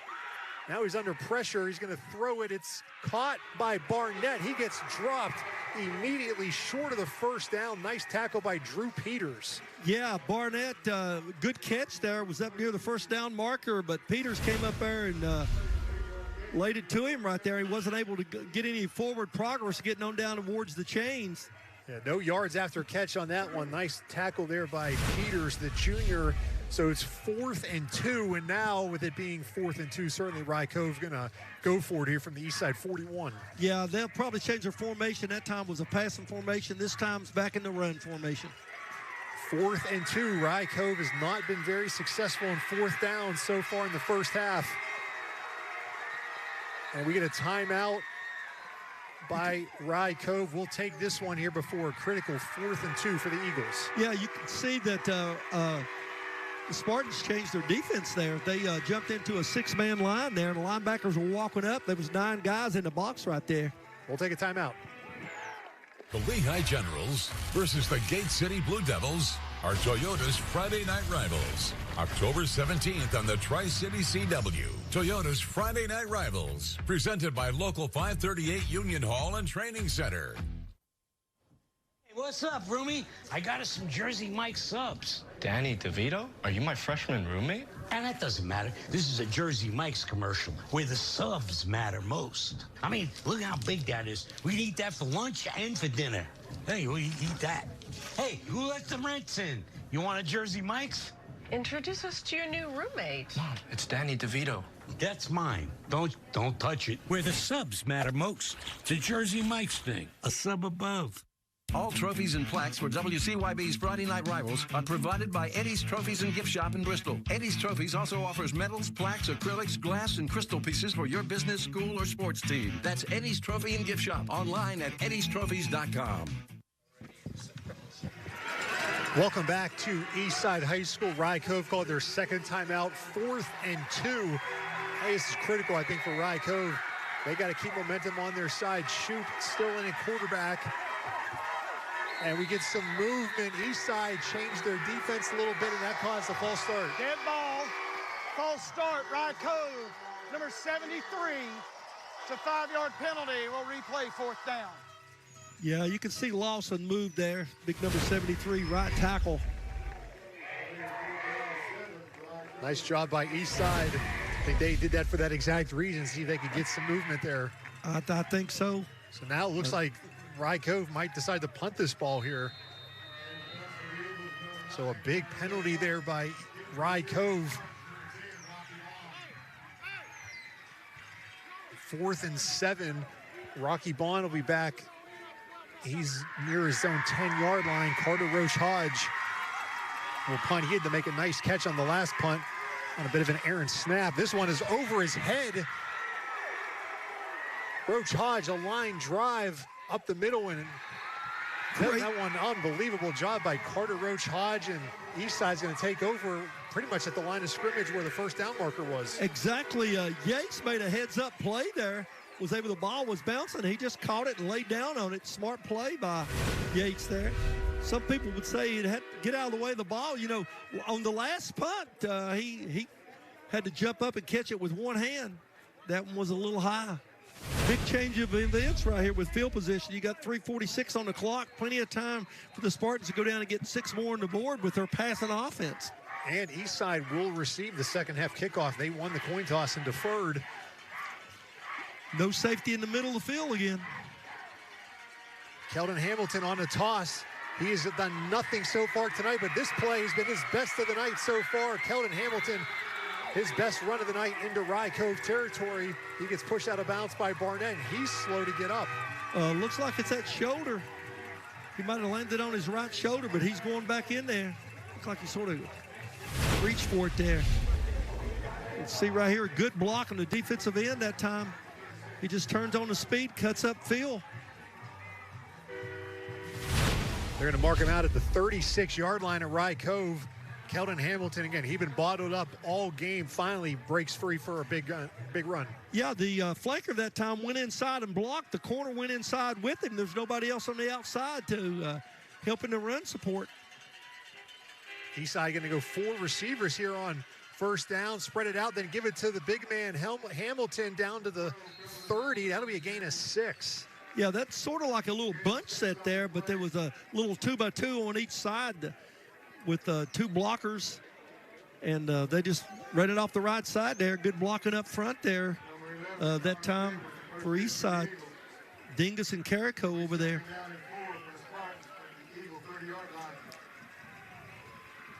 Approaching 3 minutes left here in the first half. And Coach, as you mentioned, I think Eastside, in their mind, the perfect scenario would be score a touchdown with about 30 seconds left here in the half.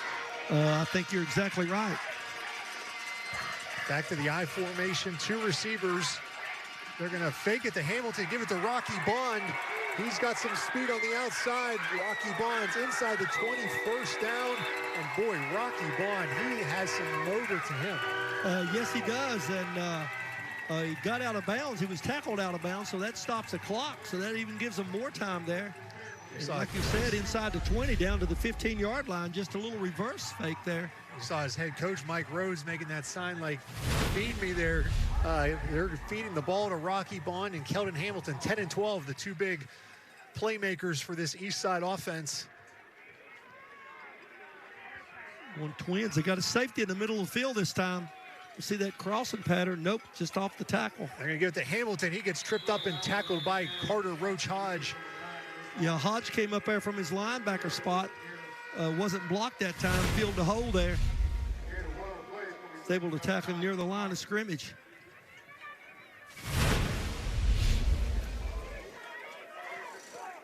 It's critical for Rye Cove here to keep Eastside out of the end zone. You're already down 12-0. You don't know about the status of your quarterback, and Eastside will get the ball to start the second half. Exactly. Rye Cove's really needing a turnover here. They need something good to happen to them, and of course the Spartans want to get into the end zone and go up 18 points. Play clock down, a bit of a high snap. Pinnell under pressure, throws up, got a man open. It's incomplete. Yeah, just running down the middle of the field there. Mason Cook. Yeah, Cook, I think he came from like a tight end position or a tight wing that time. Yeah, he was definitely open. Someone missed an assignment there. Yeah, you can see Cook. He just went inside. Looked like they were playing man coverage and nobody went with him. The double teamed the outside receiver. Rye Cove fortunate that pass not connected on right here. So 3rd and 9. It's going to be a handoff to Hamilton up the middle. Big hole for Keldon Hamilton. He takes it in for the touchdown from 15 yards out. Yeah, just a beautiful move over there. Great blocking on the right side over there on offense for Eastside. He gets to the secondary. They actually had a safety that time. See, he did a little jump move there, was able to get back inside. You can see a beautiful run right here. Watch this last move right here. He puts on the safety. Whoops. On up the field into the end zone. 3rd and 9, so 2 long 3rd and 9 and 4th and 13 touchdowns for Eastside. Now they're going to kick an extra point here for Chase Williams. They've been unsuccessful in the 2-point conversions. Williams, that one is not good. So it's 18-0, 3 touchdowns, 18-0 Spartans. We'll take a timeout. You're watching Friday Night Rivals.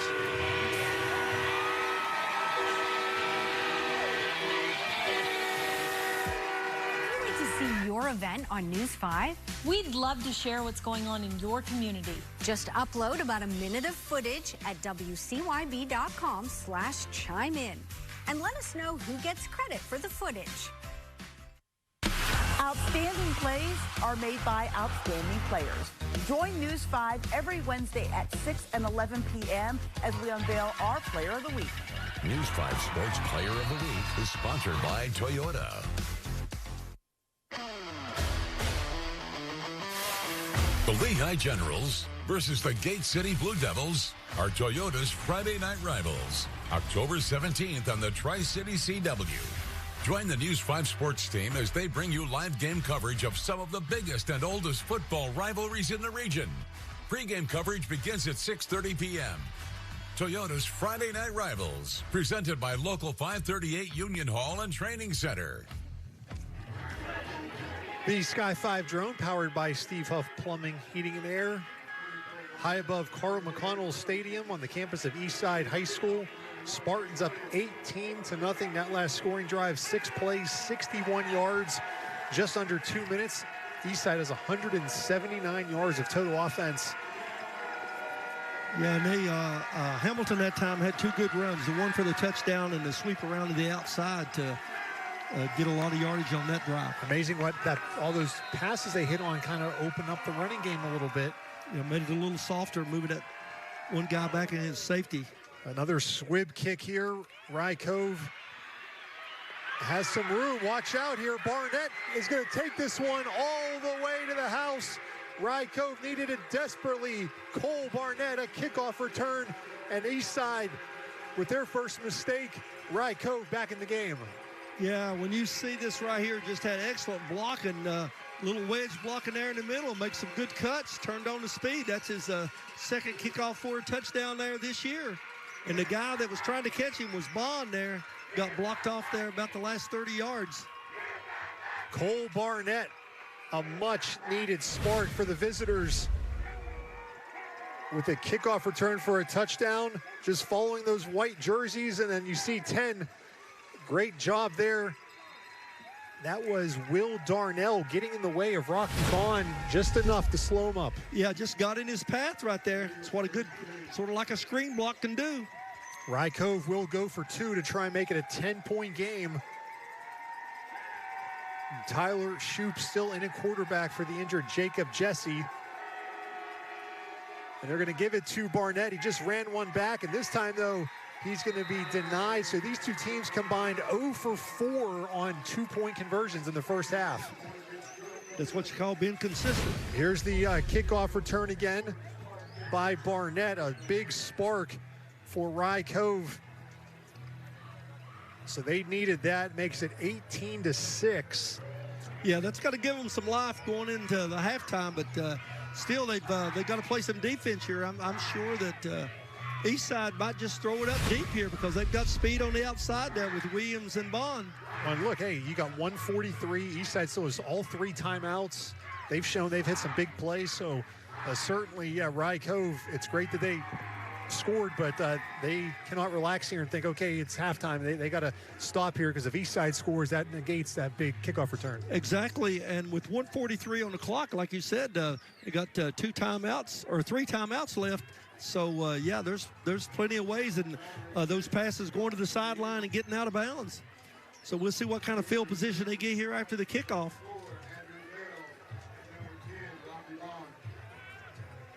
Be the first time tonight that Rye Cove is kicked off.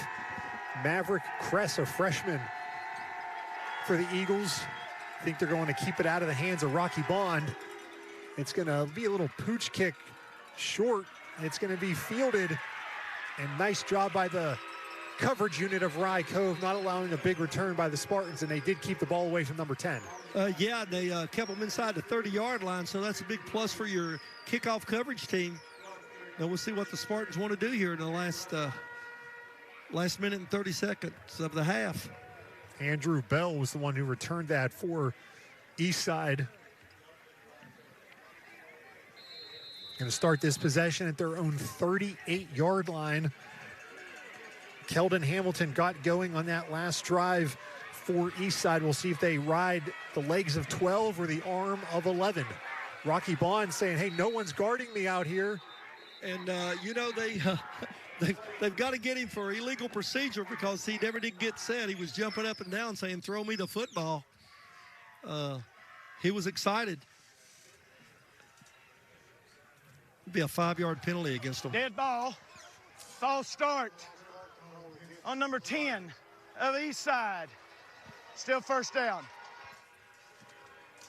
He was so excited, no one was on him. Well, yeah, there was a little confusion there in the secondary. The outside linebacker, he knew it wasn't his responsibility to go out there. They had to have a cornerback or a safety go over on top of him.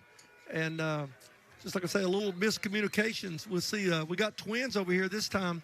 Their favored play out of this twin set is a crossing pattern. You can see the safeties drop back there about 8 yards deep. They're going to give it to Hamilton on 1st and 15. He's got some room.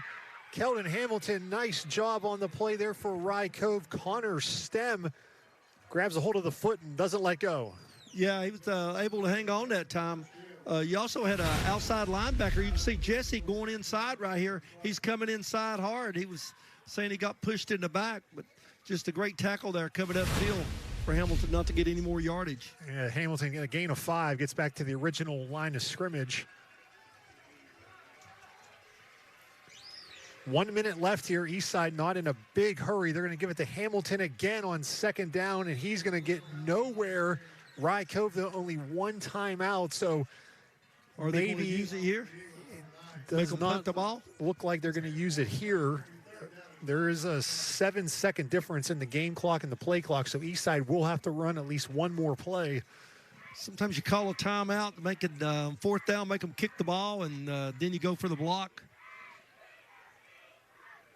See what happens right here. Eastside, they're going to use the time, I believe. In no hurry. They are content taking a 12-point lead to the locker room. Maybe they break one here on third down. Coach is saying, just hang on a second. And they're going to give it to Hamilton on third down. Lawson brings them down, and Coach Collier does call a timeout with 5.9 seconds remaining, so they will force Eastside to at least punt the ball here. Yeah, and what happened that time, they pulled the guard trying to run a little trap play over there, get an extra blocker on that right-hand side. Lawson just fought down the line, was able to make the tackle in the backfield. Now, if you're Eastside, do you try to just run around and then step out of bounds if they don't rush, don't even kick the ball? Well, what I'm going to do is I'm going to make sure I have max protection this time, and I'm going to tell my kicker to kick it out of bounds. But let's hope, the old joke that he doesn't turn to the side and kick it out of bounds, but he kicks it downfield. Don't kick it to the return, man. I'm sure they practice that. But if you're Rye Cove, you have to come after this, because if you don't, they can just step out of bounds and call it half. They just hold the ball back there. Yeah, you got to get upfield. You got to put some pressure on them. I think they go for the block this time. And if you rough the kicker, then that gives them one more play. And how much time's on the clock after you rough the kicker? Yeah, and it doesn't matter if it's a defensive penalty. They get the play over anyway. And so they just snap the ball, take a knee. It's halftime. It looks like Eastside has the offense on the field here, so maybe Pinnell's going to just kind of scramble around. I think, he's going to run around. He might do a soccer-style kick here, but you can see that Rye Cove's coming. He does a little short kick. Nobody was back for Rye Cove, and the half's going to end, so nice play there by Eastside. Smart. Yeah, just a little dangerous there. He was really close to the line of scrimmage if someone had got a hand up. But, yeah, it worked out great for the Spartans. It's 18-6. Eastside over Rye Cove at halftime. We're going to catch up with Mike Rhodes, the head coach of the Spartans, before he heads into the locker room, get his thoughts here on the first half. His team up by 12 at halftime. 3 touchdowns for Eastside, and we're joined now by Mike Rhodes, head coach of Eastside. Coach, your offense has a touchdown on 4th and 15, 3rd and 9. Talk about the execution on those plays. We just wanted to take advantage of some of the matchups we thought they might give us in some of the passing game. And, we're still going to try to run the football, but if they're going to give us matchups one-on-one with Rocky, we're going to take them. Yeah, I don't blame you, Coach. He's been able to get open a lot tonight, but I want to talk about the defensive side. Your defense came to play tonight. They're shutting down the running game of Rye Cove. Yes, sir. And you know how it is. Defense is what wins, and we hang our hat on defense, and that's what we want to do. We want to run the football and play good defense, and I think we've done a pretty good job of that. But it's a long way from over. Rye Cove's a really good football team, and they're going to come out and make some adjustments, and we're going to have to be prepared for it. Coach, thank you for the time. Best of luck in the second half. Yes, sir. Thank you. As Mike Rhodes, head coach of the Eastside Spartans, it's 18-6, Eastside over Rye Cove. In East Tennessee, football is more than a game. It's our community. It's our pride. And here at Johnny Brusco's, we're proud to be a part of the same team. Whether it's after a big win or just dinner with friends, Johnny Brusco's is where we come together. So when you're hungry, make the call we always make. Johnny Brusco's, we're on your team. Johnny Brusco's, proud partner of ETSU football. You've worked hard to build your career, your reputation, and your life. But one accusation, one moment, can put it all in jeopardy. At Spivey King & Spivey, we defend professionals, business owners, and high-profile clients facing serious charges. We protect more than your freedom, we protect your future. Scan the QR code and add Spivey King & Spivey to your phone. You'll have the peace of mind knowing that if the unthinkable happens, your defense team is just one tap away. Spivey King & Spivey. From the first day of kindergarten to your senior year, we make sure every milestone is remembered. Your journey is our journey. Visit jhacompany.com to learn more. For over 40 years, Farmers and Miners Bank has been committed to providing exceptional banking services to the Southwest Virginia community, from the majestic mountains of Dickinson and Wise counties to the rolling valleys of Lee and Scott County. Our team members understand the unique needs of our customers because we live, work, and raise our families here. We take pride in our commitment to banking like it ought to be. Come and experience the difference for yourself. Farmers and Miners Bank. All trophies and plaques for WCYB's Friday Night Rivals are provided by Eddie's Trophies and Gift Shop in Bristol. Eddie's Trophies also offers medals, plaques, acrylics, glass, and crystal pieces for your business, school, or sports team. That's Eddie's Trophy and Gift Shop, online at eddiestrophies.com.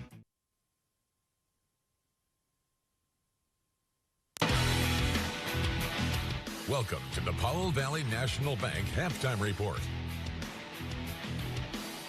Welcome back. It's 18-6, Eastside over Rye Cove. Time now for a message from our friends from Powell Valley National Bank. At Powell Valley National Bank, we are proud to support many community organizations, including Lunchbox 276. With me today to tell you more about this amazing program is their director, Mary Beth Masters, along with their expansion coordinator, Diana James. Thank you, Cassie, for having us and for your many years of involvement with Lunchbox 276. Every Friday, hundreds of food insecure students across Southwest Virginia face the same worry. Will there be enough food at home this weekend? That's where Lunchbox 276 comes in. With the help of local volunteers, schools, churches, and businesses, we provide nutritious, child-friendly weekend food bags, ensuring that no child goes hungry over the weekend or breaks. Very excited to announce Lunchbox 276 is growing into a regional backpack program. Our new expansion will allow us to feed over 1,000 students every single week. A dream that started small has become a movement of love, hope, and full bellies. But we can't do this alone. Your support makes all the difference. Whether it's a donation via PayPal, Venmo, Cash App, or check, or by simply volunteering your time, every bit helps us reach more kids in need. We want to extend a special thank you to Powell Valley Bank and Wise, a proud partner and drop-off location for food donations, making it even easier for our community to be involved. Together, we can turn hunger into hope. Lunchbox 276 is nourishing futures, one weekend food bag at a time.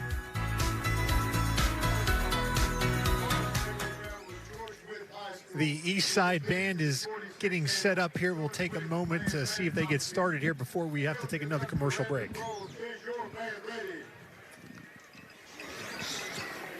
You may now take the field.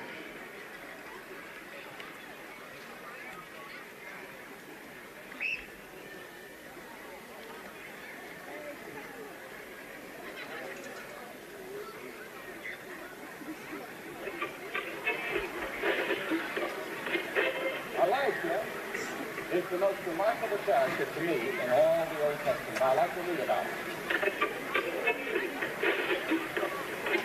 He's mentioned 30 times in the New Testament, and when Jesus Christ went to the Mount of Transfiguration, there were two men that were there with him, Elijah and Moses.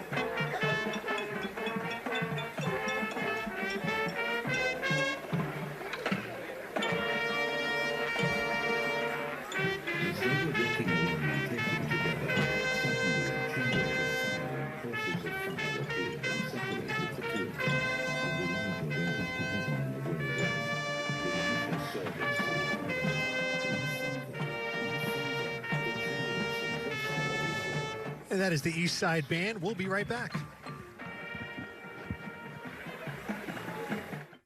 Football is more than a game. It's our community.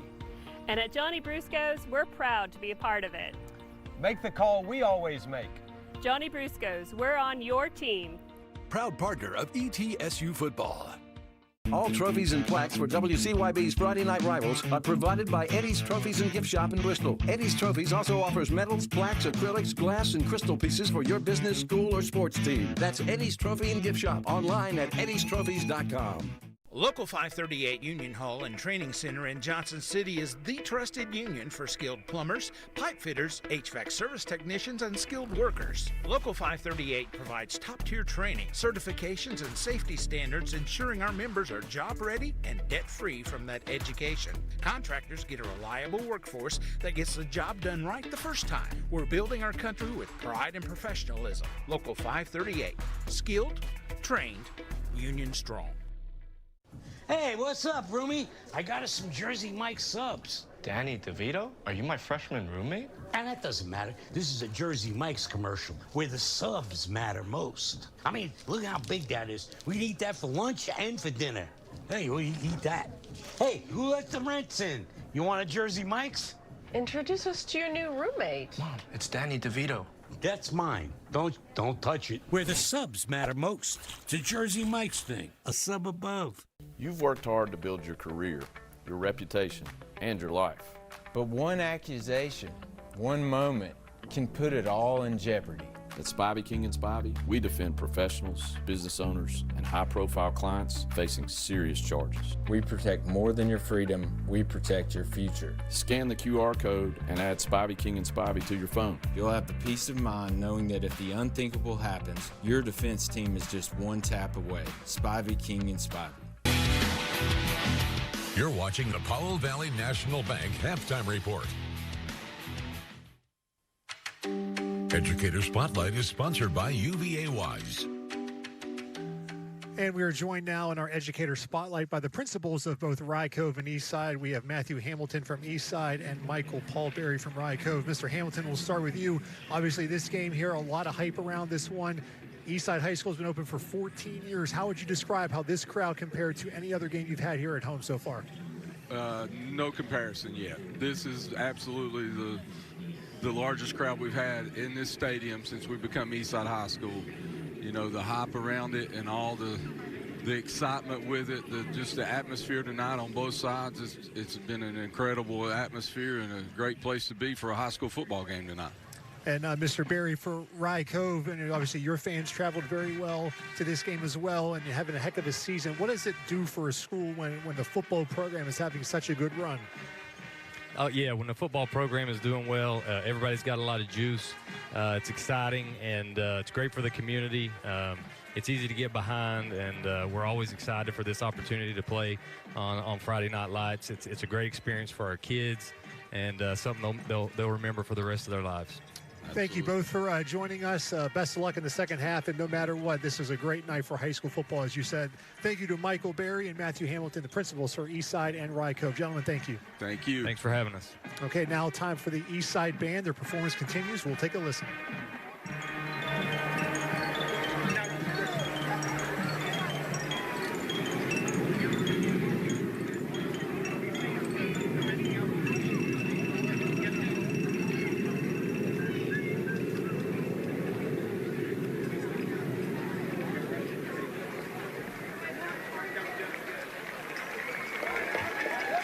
Time now for a message from the Tennessee Army National Guard. The Tennessee Army National Guard. We're here talking with Staff Sergeant Cook about this week's topic, and then we're going to speak about education and what the being a member of the Tennessee Army National Guard does for you benefit-wise and continuing that education. Yes, sir. So joining within the National Guard is a great way to come out of school debt-free. So schools like ETSU, University of Tennessee are great schools. They also have ROTC. We have a program called the Strong Act that will actually pay 100% of the tuition after someone enlists into the National Guard. So it's a state benefit that we do here in Tennessee. and it will pay for the school 100% through your bachelor's degree, so you can come out with that debt-free. That's such a huge thing. Debt-free is something that you don't hear, and folks that take advantage of that are just using their brain, right? Absolutely, sir, because it gets you ahead out in the civilian world whenever you do hit your job, and you don't have to worry about paying that.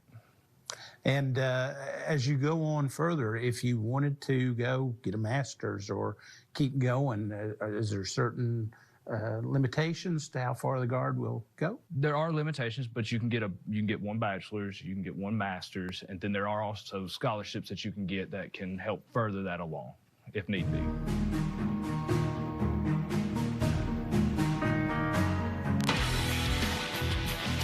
You're watching the Powell Valley National Bank Halftime Report. Around here, it's all or nothing. And Toyota has more all-wheel drive choices than anyone else, like the best-selling Toyota Camry. Get 4.75 APR financing on 25 Camrys, or lease a 26 for $279 a month. Toyota, let's go places. From the first day of kindergarten to your senior year, we make sure every milestone is remembered. Your journey is our journey. Visit jhacompany.com to learn more. I'm Mickey Bird, Senior Financial Advisor at Powell Valley Bank and Osaic Institutions. For nearly 20 years, I've helped simplify financial planning for families and business owners. From IRA accounts to 529s and investment accounts, including life insurance, annuities, and 401k plans, we'll create a plan that best fits your needs. Whether you're just starting your career, already retired, or somewhere in between, we'll be happy to help. Call us today to schedule an appointment at one of our 8 locations. The Garland Hall State Farm Insurance Agency is here to help you for home, auto, or life. Let us review the protection you have. Our friendly and professional staff will explain your coverage in language you understand. Coburn native Garland Hall, your State Farm agent, online at garlandhallagent.com. This place has a heartbeat of its own. The vibe that you get when you walk into the student center, you just get a vibe that you're here at home. It's given me opportunities that I never thought I'd have. Everyone here knows everyone. That atmosphere is infectious. The relationships that I've built here have been phenomenal, and I know that they'll last beyond here at Wise. It's a magic little place in the mountains. The Rye Cove Eagles versus the Eastside Spartans are Toyota's Friday night rivals, October 10th on the Tri-City CW. Toyota's Friday Night Rivals, presented by Local 538 Union Hall and Training Center. You're watching the Powell Valley National Bank Halftime Report. The Rye Cove Band performed prior to tonight's game. We'll listen to some of their performance.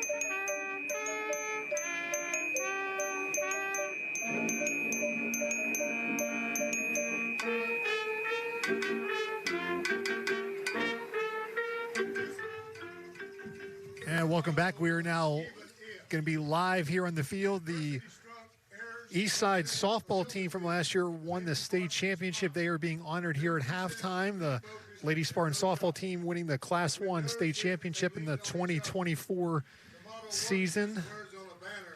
25, excuse me. So congratulations to the Spartan softball team, state championships from a season ago. Time now for some highlights from the first half. And this was the first big play by the defense. Interception by Landon Carrico for Eastside.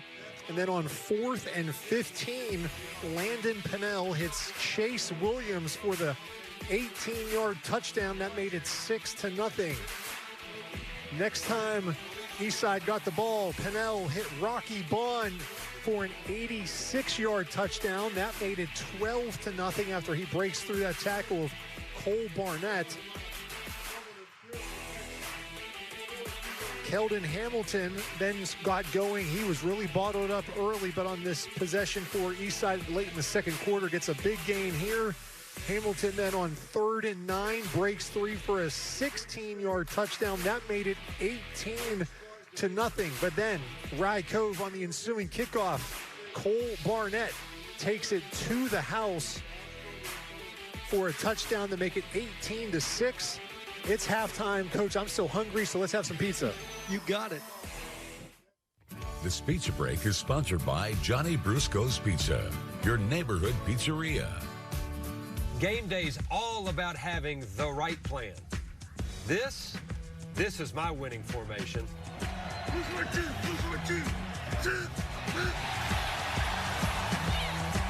And here's how you run it. 1 large pizza and 8 wings for $24.99. We call it the Coach's Combo. Trust me, this is a play you run every time. Johnny Brusco's, your game day headquarters. And go Bucks. Game day starts at Johnny Brusco's. Riley Lawson. Riley Bauer. We're joined now by Gary Collier, head coach of the Rye Cove Eagles. His team down 18-6. Coach, Eastside hit you with a couple of pass plays in the first half. You shut down the running game early, but those pass plays got you. Was that something that you wanted to stop the ground game first and foremost? Oh, yeah, we worked on that, stopping the run game. We did a real good job early on. So, yeah, they come out throwing. We've been talking about that's kind of our weakness. We've been working hard on it, but they burn us on a couple of plays. So we need to listen. We're just getting whipped up front. Never thought I'd be standing here saying that, but we made some adjustments here at halftime, and hopefully we can win that battle now. Coach, you got to be proud of your kickoff return team and getting a block and getting down there to Barnett, another touchdown on the kickoff. Always. He's the playmaker for us, and they finally kicked it to him. So, yeah, proud of them guys that got us kind of back in the ball game, got a little momentum for us. So, yeah, hopefully we can carry that into the second half. Coach, thank you for the time and best luck in half number 2. Thank you, guys.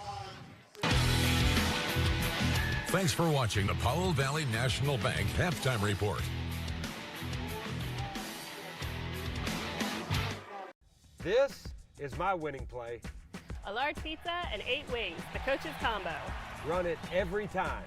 Johnny Brusco's, your game day headquarters. Game day starts at Johnny Brusco's. Hi, I'm Bo Phillips here at Morgan McClure Chevrolet GMC in Castlewood, Virginia. We have a huge selection of new and used GMCs and Chevrolets. I invite all my friends to come and see me here. No dock fees, no processing fees. You'll be glad you did. For those that know how to do repairs, the fixes are relatively easy. A new roof, sturdying up a floor, windows sealed so that weather doesn't come in. But the long-term effects of that are stability and just a peace of mind that you really can't put a price tag on. At the end of the day, this kind of work is not just about construction. It's about relationships formed. ASP provides a place where faith meets action, neighbors serve neighbors, and homes are made warmer, safer, and drier. From the first day of kindergarten to your senior year, we make sure every milestone is remembered. Your journey is our journey. Visit jhacompany.com to learn more. Colder weather will be here before you know it, and heating bills are on the rise. Now's the time to think about new windows from The Window Source. Keep your home comfortable, energy efficient, and keep your money in the bank. Ask us about our new financing options. 12 months, no interest, and financing as low as 7.99% for 60 months. There's never been a better time to consider new windows. Call today for your free in-home consultation with one of our energy efficiency experts. Call, click, or visit The Window Source today. At Virginia Farm Bureau Insurance, hometown means a lot. It means having offices right around the corner, providing truly local service with a personal touch. Connect with your local Farm Bureau Insurance agents in Scott County today. Here are some first half stats, and the first thing that jumps out to you, Coach, is what?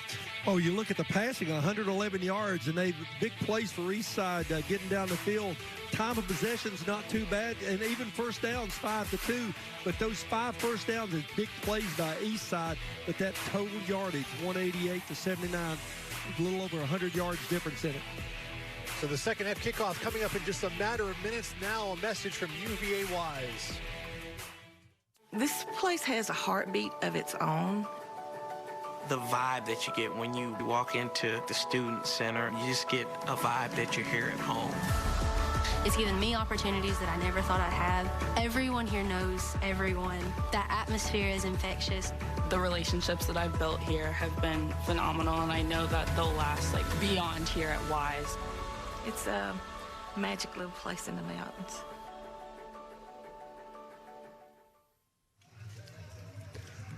Rye Cove going through their stretches here, about wrapped up to start half number 2, and I was really kind of surprised. Coach Collier, telling us in the interview that he's like, I'm surprised to say this, but we got whipped in the first half up front. Yeah, he was talking about the strong suit for his team this year was the offensive linemen, how much they'd worked this past winter, got stronger, and he was hoping they'd be able to run the ball, and that's what they've done all year. And you got to hand it to Eastside. That defensive line, they've come up there and made a statement here in the first half. But we'll see what happens in the second half. And just like Coach Rose was talking about, if our defensive linemen can keep those offensive linemen off of our linebackers, they can run to the football, make tackles, and that's exactly what's happened here in the first half. I think this first possession is critical. I mean, if Eastside were to score back to a 3-possession game, it's going to be really hard for Rye Cove. But if Rye Cove gets a stop, this second half could be very interesting. Yeah, it could be. And you remember that kickoff there that Rye Cove had there in the first half? It was a short kick, gave Eastside good field position. I don't think we'll see an onside kick here. We could. I'm sure they practiced it. They need it sometime, but might be a little risky here first starting off in the second half. But Eastside's looking for good field position right here and putting some more points on the board. They're running the ball, passing the ball. So we're looking for excited 2 quarters to go here in this game. Maverick Kress will kick off for the second time. He did a little kind of a pooch kick to the second level the first time. This one is about the same thing, keeping it away from Rocky Bond. They did good coverage on the first one and pretty good coverage on this second one as well. Eastside will start close to their own 25. Yeah, pretty good return. I think Coach would be happy with that, getting outside the 25. Of course, the kickoff team got down there and was able to make the stop. We'll see if they're going to do us a little play action here on first down, or we'll get back to Hamilton running the football. I'm sure that we're going to see out of Eastside that formation there where Hamilton was able to get outside where they had the flanker, and he went inside the block, and they sort of coming out that same formation right here. Rye Cove looks like they're selling out to stop the run, and that's what they're going to do. But Keldon Hamilton going to make it really hard on him as he fights for a gain of 3, maybe 4 yards on first down. Yeah, they really had him stop there at the line of scrimmage. 3 guys was up there on the defense. Was able to get by the defensive end there for just a little bit. You can see right here, he gets outside, then pursuit sort of catches him from behind and inside. And so, yeah, he was tough yards there, but he was able to make it 2nd and 6 here. Pinnell's going to shift to a shotgun again to 5 wide. We saw that earlier. 4 receivers actually here, trips to the top. Pinnell's looking, he drops the football, but he falls on it. Ethan Lawson trying to rip it away, but Pinnell fell on that one. That one just kind of open hand fell out. Yeah, I'm not for sure what happened on that. I think the snap was just a little bit to his left side there, and he might have took his eye off of it there for a second. I'm not for sure. But, yeah, you can see the penetration getting upfield right here. It just, I think, slipped on the transfer. Yeah, just slipped out of his right hand there. And couldn't hold on to it. Fortunate for Pinnell to fall back on that. Yeah, really smart play by your quarterback there. I'm sure he's done that some other time. And it looked like they were trying to get a little deep and had 1 receiver over in the flats that time. 3rd and 16. Pinnell's going to throw it quickly out to Bond. Rye Cove trying to get a lot of white jerseys, and they do. Rocky Bond gets back to the original line of scrimmage, but Rye Cove does what they needed to do, get a 3 and out to start the half. Yeah, Jesse, the defender that time, he was able to bring him down right after he caught the football and got some more help from the secondary. So it's 4th and 10 now, so they're bringing on the punting team. You see there's Jacob Jesse, number 2, the starting quarterback for Rye Cove. He was injured on a punt return. He is now wearing a brace you can see there on the right knee. The black brace you can see, so it looks like he's going to come back in the game here. Yeah, you got Barnett back there returning a punt this time. He's deadly. He's had 1 for a touchdown this year. Williams, a low liner. It's going to be able to be fielded by Barnett. Barnett out across midfield, so Rye Cove's going to have really good field position at the 45-yard line of Eastside on their first possession. So early momentum in the second half, swinging to the visitors here. Yeah, we'll see what Rye Cove can do with it. There in the first half, they had good field position, but the Eastside defensive line, the linebackers, was able to shut down the running game. It looks like, though, Tyler Shoup, number 10, comes out here. So Barnett, Jesse, he looked like he was standing on the sidelines, but Shoup is going to remain a quarterback.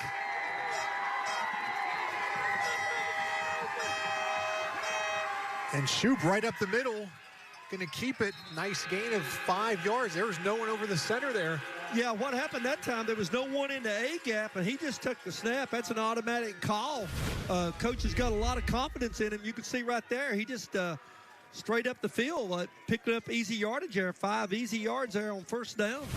So now what does Eastside do to counter that? They're going to have to get someone in that A-gap, right? Exactly. The linebacker's going to scoot over. It's going to be his responsibility to probably play a 3 technique from the tackle. And the other tackle move into a 1 technique, so you only have 1 A-gap that's open. We'll see what happens here. Rye Cove is spreading it out with 2 receivers now. That's maybe the adjustment that Coach was talking about. Get some more people away from the line of scrimmage. But this second down run by Barnett not going anywhere. Keldon Hamilton and company shuts him down. Yeah, you can see, big number 72 there, defensive lineman. I think he was the first guy on the play that time. Like you said, Hamilton come up there and finished it off. So really not much on that, maybe a yard on that play.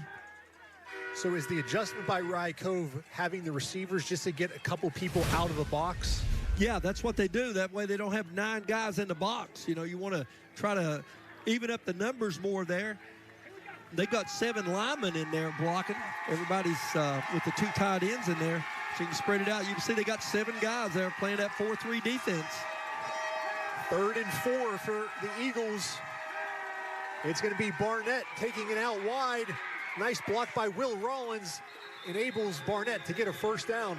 Rollins sealed the edge. Yeah, he did. And what was really great on that, Barnett was able to get outside there because Hamilton was coming from his linebacker spot in there on the inside. You can see 12 coming down hard right here, and he's cut off with the block there by Roland. Roland blocking 1 man, and sort of a little interference got in the way there of another one. But they were able to get him out of bounds there after he picked up a first down. And all first downs in the 3rd quarter brought to you by Window World. Rye Cove with the first down here of quarter number 3. They're at the 32-yard line of Eastside. And it's going to be Carter Roach Hodge. He gets down to the 30 for a gain of 2. Yeah, I think they like their odds there. You know, they got those 2 wings there and the 5 linemen, so that gives them 7. They got 7 guys in the box, and they're always running to one side there. Backside linebacker scrape and help out and make the tackle this time. With that new formation coming out here with 2 split ends here in the 3rd quarter. So that's the adjustment game there. You talk about halftime adjustments. That's what Rye Cove has done here. Try to get some. Now they're going to go back to that tight set. Shoup saying hurry up. And it's going to be Roach Hodge off the left side. Breaks 1 tackle. Carter Roach Hodge. Ball's out. The ball is out. It's a fumble recovered by Eastside. Carter Roach Hodge fumbled it, and the Spartans recover. Spartan to get a big break here in the 3rd quarter because he had picked up good yardage there. It would have been close to a first down, but Eastside has the football going the other way. I believe that was Dalton Yates, number 8, that forced the fumble, and then Braxton Freeman recovered it for Eastside. So Dalton Yates got his hand in there. And yeah, you can see here, Eastside's they're back on the ball pretty quick here.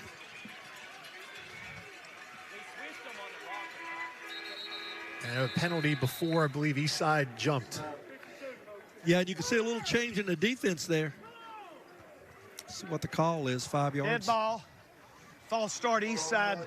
Number 52. 5-yard penalty. Still first down. Yeah, a little movement. We want to the thank tackle. Kia of Johnson City for sponsoring our Facebook Live. So many different ways you can live stream this game. Facebook Live, YouTube, and WCYB.com. Thank you to Kia of Johnson City. Yeah, the adjustment that they've made here in the secondary this time, you can see that they have a safety in there on the last play, but where they're in there tight, they've walked them up there. They have a new formation for Eastside. They're going to give it to Rocky Bond with a couple lead blockers. He's going to try and take it outside. He kind of stumbles and goes down. Ryan Bowen was there for Rye Cove, but Bond kind of stumbled on his own. Yeah, he was trying to plant his foot, do a little cut back there to the inside, but he was able to pick up that 5-yard penalty and another yard there, so it's going to be second and about 9 now. A little sweep play, we saw that in the first half. Faking going to the right, handing it back off the ball and coming back to the left. This is a game with both teams running the ball, not a lot of possessions. Both teams have had one. We've already played half of the third quarter. So when you're Rye Cove thinking, how many more possessions are we going to get? We're already down 2 scores. Pinnell's going to throw it quickly out to the right side. He has Bond in space. Nice tackle by Barnett, but it's enough for a first down. Yeah, it's going to be right there at the change, but I think you're right, Casey. He got another first down there, and Barnett had good coverage that time. And you see this pass right here. Pinnell puts it the only place it can be on it. Hits him in stride, over on the outside, cuts up field there a little bit, is able to pick up a big first down. So the Spartans keep the ball. That's the first Window World first down for Eastside in the third quarter. Eastside confused here. They're running people in and out. Yeah, we see there's 8 seconds on the play clock here. We might see our first timeout here in a second. And we are. Eastside's going to call a timeout. We'll take one as well. It's 18-6 Eastside over Rye Cove. Around here, it's all or nothing. That's why your Toyota dealer has more all-wheel drive choices than anyone else. Like the best-selling Toyota Camry. Or the stylishly advanced new Corolla. Now get 4.75 APR financing on a new 25 Corolla or Camry while supplies last. Or lease a new 26 Corolla for $209 a month. Or a Camry for just $279 a month. With 2 years no-cost maintenance included. Get all you need at your Toyota dealer now. Toyota. Let's go places. With Local 538 Union Hall and Training Center, learn a trade with no debt and get paid while training. Support the family with great pay and benefits. Secure your future. Local 538 is a partner to a better life while working and when you retire. With AI all around us, a skilled trade is more important than ever. The union invests $250 million a year in training and resources, so you learn with the best. Local 538. Skilled, trained, union strong. Your Mountain Area Ford dealers are proud to recognize our News 5 Sports Scholar Athletes of the Week. Each week, News 5 and your Mountain Area Ford dealers will honor one student athlete from each of the schools playing on Friday Night Rivals for their accomplishments on and off the field. From Rye Cove, we honor Cooper Bowen. Cooper is a member of the Eagles football team, earning all district lineman honors on the offensive and defensive side of the ball. He carries a 3.963 GPA and is active in his church as well as the Rye Cove Youth Athletics Program. From Eastside, our honoree is Shelby Stanley. Shelby is a state champion cross-country runner, girls basketball team member, and track athlete. She holds a 3.78 GPA, volunteers with the Angels Special Needs Program, and she also drives late model stock cars. All scholar athletes have the opportunity to compete for a $5,000 scholarship to be awarded at the end of the season. Eastside called their first timeout of the second half before first down play at their own 33-yard line. It's going to be a run on first down. Not much happening there. First run of the game for Isaiah Barnett. Yeah, and that was the tight end for Eastside. He was sort of didn't fire off the ball when the ball was snapped, and so you had a little more penetration there by Rye Cove over here on this right-hand side. still got the same matchup we've had the whole game on the outside there with Barnett against Bond. Gain of 2, 2nd and 8. We're approaching 5 minutes left in the third quarter. Let's see if Keldon Hamilton gets a carry. He does off right side, cuts it back. Keldon Hamilton bounces off defenders. Looks like he has enough for a first down. It's going to be really, really close here. I think he might have got it. We'll see here. There it is, first down. First down. Great run by Hamilton right here. Just a little counter trap. And he's going to the right side. He cuts it back to the left, gets upfield, and then dives forward. That last dive, that second effort, that got him the first down that time. Great play by Hamilton. I think that's what's different about Eastside this year is having Rocky Bond and the threat of him in the passing game. You can't just put all the focus on Hamilton. No, you can't, because we've seen tonight Bond can get open. Barnett, you see going man for man with him. Hamilton, he's going to get brought down maybe, but he's still, it looks like what will be a loss. He turns into maybe a gain of 1.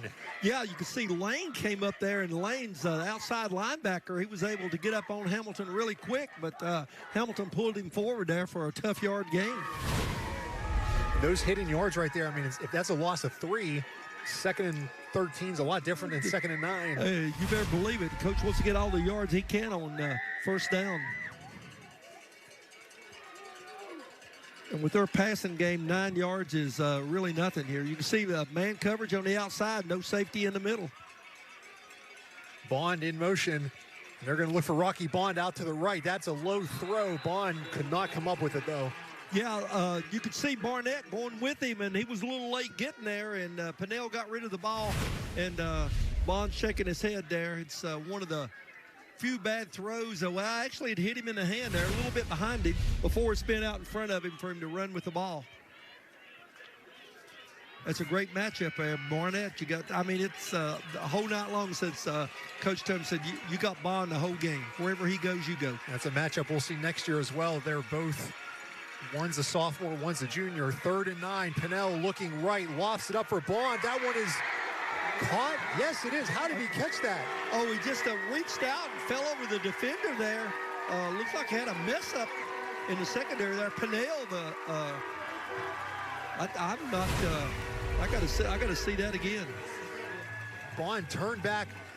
Unbelievable catch by Rocky Bond. He just kind of turned right to left there.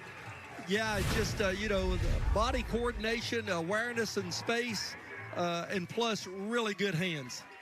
Probably not how they drew it up, but they will certainly take it. Yeah, I think you're exactly right. So big 3rd down conversion. Now it's time to feed number 12. Keldon Hamilton breaking through. He's close to another first down. Yeah, just getting up through there. Great blocking at the line of scrimmage. You know, and that's sort of what Coach Collier mentioned there at halftime. He's talking about we were just getting beat up front. That's an example of a good blocking up front by Eastside, getting him up to the 2nd level, and he just keeps on going. Another first down by the Spartans. Keldon Hamilton, the junior for Eastside. Maybe if you've heard, I don't know if you've noticed, Eastside does not have a senior. I've never said a senior. They have no seniors on the roster, not a one. Hey, they've got to be happy for next year, and it's we've got a few more games left in this season in the playoffs. Under center goes Pinnell, kind of bobbled that one, hands it off to Hamilton, breaking left and right. Keldon Hamilton, a gain of 8 on first down. Yeah, you got Hamilton, of course, their running back. He's a junior. Bond's a sophomore. Pinnell's the sophomore, the quarterback. So that junior class is what really kind of got this program going when these kids been playing since they've been freshmen. Exactly, and you can see on that last play is a prime example of what Hamilton does. The line did a good job blocking. 2 linebackers were able, they actually missed him. He sidestepped 2 of them, got upfield, fell forward, picked up good yardage. Eastside taking a lot of time off this possession here. 2 minutes left in the 3rd quarter. Ethan Lawson, though, says enough of that for Rye Cove. Yeah, he ran over here on the left-hand side, and Lawson just sitting there waiting on it, and he was able to get a hold of Hamilton and bring him down. Coming up, we're going to have our school bus stop of the game. Remember, the law in every state requires drivers to always stop for a school bus when the stop arm is out and the red lights are flashing. Our school bus stop of the game coming up in the fourth quarter. Big 3rd and 2 here for Eastside from the 28-yard line. It's going to be a fake to Hamilton. They're looking for Bond across the middle. They got it. He dropped it, though. Yeah, it's through. It was a little bit behind him. It wasn't out in front of him where he could run to the ball. He tried to do a little jump to get up and get it. Couldn't pull it in. You can see right here he's open. Barnett's closing in. Oh, man, he would like to have that one back. You know, he made a much harder catch over there a while ago where he was able to pick up that first down. You got one-on-one matchup, and Eastside likes that matchup. They've gone to it many times tonight. This is the 12th play of the drive, 4th and 2. We got to mess up on defense. There's nobody over here. We got 2 defenders. If they get a block here, you're going to have one guy open. A high snap. Oh, no. Pennell's under pressure. It's 4th down, but it's a big loss for Eastside. Rye Cove will take advantage of the mistake. Oh, yeah. We got a break here before the end of the quarter here. We'll take a timeout before Rye Cove comes back on the field on offense. I'm Mary Beth Baker, Chief Mortgage Officer at Powell Valley National Bank. At PVB, we believe achieving homeownership is more than just a milestone. It's a foundation for the future, building pride, stability, and generational opportunity. As your community bank, we believe affordable housing is the cornerstone of that foundation, serving first-time home buyers, community partners, and promoting workforce housing, helping those who care for us build homes of their own, forming strong families and thriving communities. We want to make home a reality for you. Around here, home means everything. That's why for 26 years, our family here at Window World of the Tri-Cities has been helping families like yours make their home better. From energy-efficient windows, doors, roofing, siding, gutters, and more. We install it all, and we do it with care. Because we're not just your local Window World, we're your neighbors. And we'd love to help you with your next project. Visit us today for quality that will last for generations to come.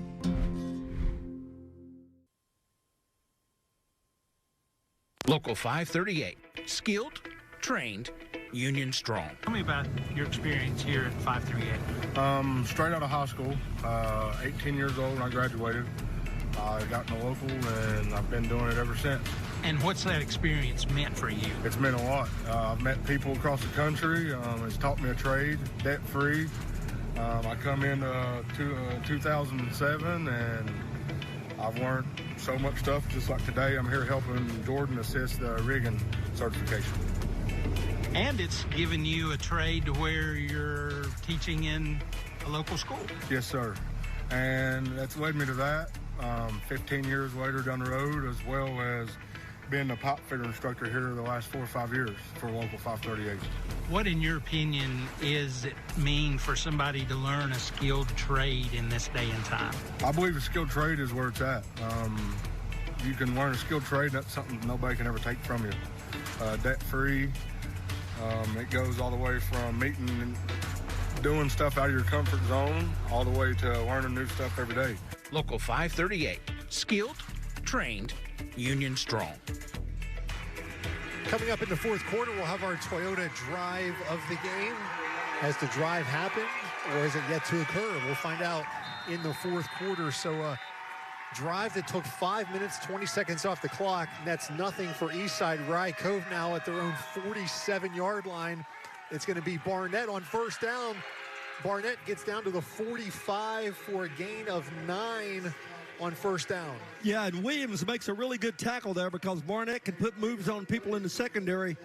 But Williams comes up with a stop right here. It's going to be second and short here. This is Rye Cove, just their second possession of the second half, and we're under a minute left in the third quarter. I mean, I think it's not out of the line to say this is almost a must-score drive for Rye Cove. There are just so few possessions in this game. It's going to be Carter Roach Hodge, and he's going to be, I don't think he had the first down. It's going to be really close, and Bond was in there on the tackle from his defensive tackle position. The guy that's been playing wide receiver and sprinting down the field all night, playing defensive tackle, able to make the stop from behind, number 10. Hats off to that young man. There's 15 seconds left in the quarter. Rye Cove does not have to snap the ball, but it looks like they're going to try and get a play off here. 3rd and 1. Game clock down to 5. Shoup does not appear to be in a hurry, and they're not going to get it off. So that's the end of the third quarter. 18-6. Nobody scored in the third quarter, but Rye Cove is on the move, trying to get to a one-score game on Friday Night Rivals.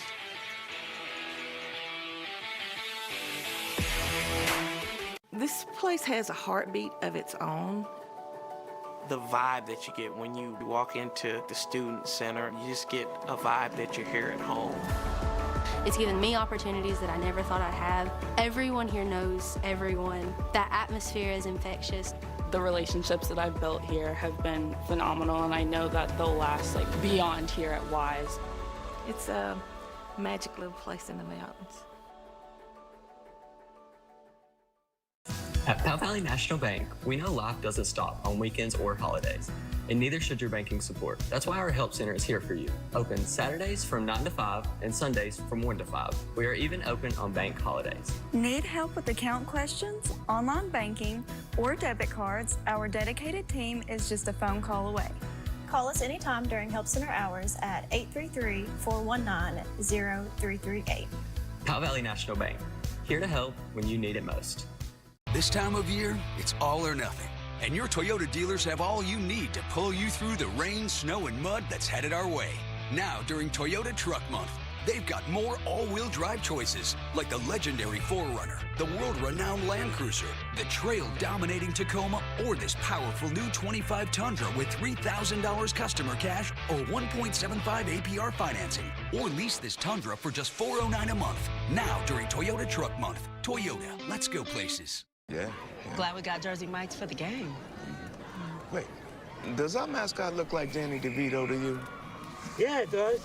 That doesn't matter. This is a commercial for Jersey Mike's, where the subs matter most. Freshly sliced right in front of you. That's what they're all about. You on the cheer squad? And up see Daisy. Yeah! Ooh. Oh, don't worry about me. Focus on those subs. Where the subs matter most. It's a Jersey Mike's thing. A sub above.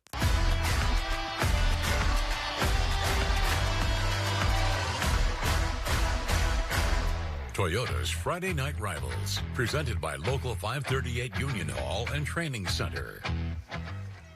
Eastside fans fired up to start the fourth quarter. Their defense facing a 3rd and 1 for this Rye Cove offense. Rye Cove, they're going to give it to Barnett. He's got enough for the first down. Inside the 40, down to the 37 goes Cole Barnett. Critical first down he picked up, and they really do need to score on this drive, Casey, because they're not going to get the ball many more times this ball game.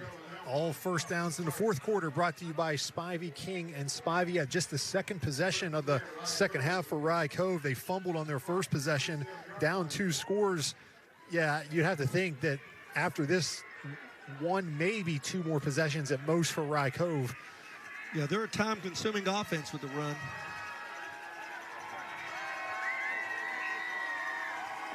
It's going to be Barnett again, this time inside the 35 for a gain of 3. Yeah, just a really good play by Eastside's defense over there on that right-hand side. Freeman coming up there, number 5, was able to get the stop. They changed the formation that time. They went more like to a power I formation. They ran off that right side over there.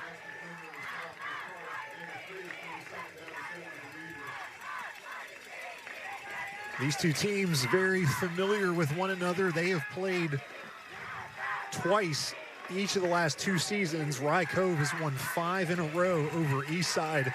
The Spartans looking to end that streak here tonight. It's going to be to the left a little bit of a run, down near the 30. They'll say to the 31. It'll be 3rd and 4. That was Roach Hodge on the carry.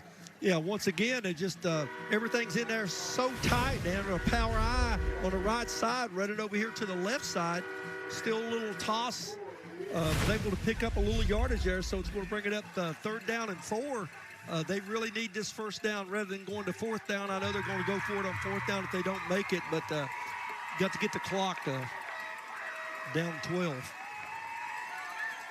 It's going to be Barnett off the right side, following his blockers. He's going to be short. He needed 4. I think he got 2 as Dalton Yates in on the stop. So it's going to be another 4th down for Rye Cove. It's been a mixed bag for them tonight on 4th down. Yeah, they're getting a block at the line of scrimmage, but those linebackers, and it's what Coach talked about before the game, we got to free up our linebackers for them to get up there and make the tackle. And you can see right here coming up and making tackles, a linebacker, number 8, Yates there. So crucial 4th down. It's going to be 4th and a short 2. The play clock is down to 10. Rye Cove just breaking the huddle here already. They've taken 2.5 minutes off this 4th quarter clock. It's going to be Barnett once again. They're going with him the right side. He looks like has enough on the second effort. I thought at first he was not going to get it, but great second effort. Great second effort on his part. And, once again, it was that little toss sweep running over to the right-hand side. I think they've run that play now like 3 times in a row. He cut inside. We can, that time outside, getting up the sideline there, picked up a 1st down, was able to get out of bounds and stop the clock. A big 4th down conversion that keeps Rye Cove alive. If they didn't get that one, it would have been really, really difficult for them to come back in this one. Now a shotgun here. We don't see that often. Shoop, 4 receivers. He's looking out to the right. Now he's going to run it. Makes the move, and he's going to maybe get 1 yard on the play, if that. Here's a flag that comes in. His helmet comes off. Yeah, they're going to say maybe Hamilton helped that helmet come off there, had him around the head, I believe. We'll look at it here and see. I think that's what the official called, where he came up with it in his hands. We'll see here. That'd be, and he'll have to go out of play. Well, even for the penalty? No. We'll see here what he says. Davis there, he's talking to, here we go. We're seeing he's picked up his flag. See what he's got to call here. They're marking it off. During the run, personal foul, face mask, defense, number 12, half the distance to the goal, 1st down. Yeah, that's what they got there. Got him with the face mask. Big penalty there.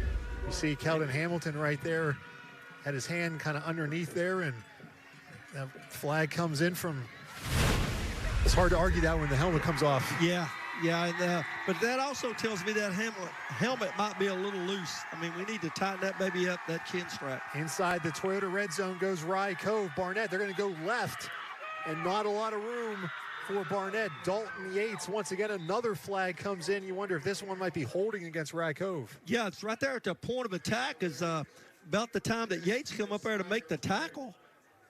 See what they got here. Be a costly penalty if it's a hold right now.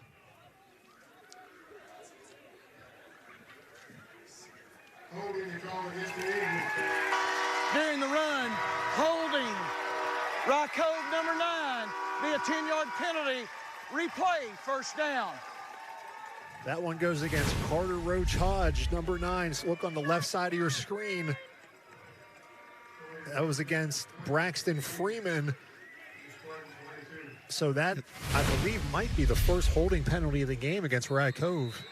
Yeah, and it came at a bad time for them, too. They needed to get in the end zone as fast as they could to put points on the scoreboard because they've got to stop Eastside the next time they have the ball to get it back. They're going to spread it out here. 4 receivers on 1st and 20. Shoop going to throw it deep. It's caught for a touchdown by Rye Cove. A touchdown for Rye Cove. Will Darnell, a freshman. Yeah, he just threw it up. He went up, and the defensive man had his, looked like he had his back to the ball there. Couldn't see where the ball was. Darnell, right here, up in the air. 6'1" freshman. And Cook was there on the coverage. Not really bad coverage, but Darnell said, hey, I'm bringing down this football. That was the play that the Eagles needed. Rye Cove will kick an extra point here with Maverick Kress to try and make it a 5-point game. Kress, that is up, and that is no good. So we'll take a timeout here. It's 18-12. A touchdown pass to the freshman Will Darnell brings Rye Cove within 6. For over 60 years, Blackburn Childers in Stegall has been more than an accounting firm. We've partnered with families and businesses throughout our region to serve as a cornerstone of support. Today, we deliver the capabilities of a large firm, paired with a personalized service only a locally owned business can offer. Our team of professionals will soon be united under one roof at our new location in Gray, while continuing to serve you from our offices in Greenville and Boone. Blackburn Childers in Stegall, trusted for generations, committed to your success. You've worked hard to build your career, your reputation, and your life. But one accusation, one moment, can put it all in jeopardy. At Spivey, King & Spivey, we defend professionals, business owners, and high-profile clients facing serious charges. We protect more than your freedom, we protect your future. Scan the QR code and add Spivey, King & Spivey to your phone. You'll have the peace of mind knowing that if the unthinkable happens, your defense team is just one tap away. Spivey, King & Spivey. Tonight's School Spotlight is brought to you by your local Toyota dealer. I do love my job. I do love being here at Eastside. I'm from this community. I live in Coburn and have my entire life. I actually was a graduate from Coburn High School. I really, really love not only teaching, but I love the community. And I really like what I teach. I enjoy what I do each day. World geography as well as government are both very interesting things to me, and I enjoy sharing that with my students. Well, if you ask my mother, she would tell you that she knew it when I came into this world that I was going to one day become a teacher. You always have to sort of find out from students, not only what do they know, but what do they want to know. I do love stories, and I do love learning about people, and I just love people in general. And so to me, when I started learning about geography and learning more about the world around me, it seemed like a good fit in terms of what I was asked to teach. Several years ago when I was in college, I had a group of professors that took students places, and they had a motto that says there's simply no exception in terms of learning. There's no substitute for being there. And I kind of think I've caught on to that thought that you can show them lots of things in a book. You can let them watch lots of videos, but it's entirely different when you go and experience and taste the food and see the sights and buy the souvenirs and fly on a plane. The Rye Cove Rowdies making a lot of noise on the visiting side. Their team down 18-0 at one point has cut it to 18-12 with 8:40 to go. Toyota kickoff here. We'll see what Rocky Bond gets one, but Rye Cove all over him down at the 24-yard line. That scoring play for Rye Cove, 9 plays, 53 yards, 22-yard touchdown pass, Coach. They have 30 yards passing in the game, 22 on that touchdown pass. Yeah, that's totally amazing, and it came at the right time for the Eagles. Right now, we'll see what the Spartans can do. They want to keep this ball, get first downs, and the clock to run. Rye Cove has a 5-minute and 14-second advantage in the time of possession game. If you're Eastside, up by 6, 8:34. Spartans haven't scored here in the second half. We might see some Hamilton right here. They're back in the I formation.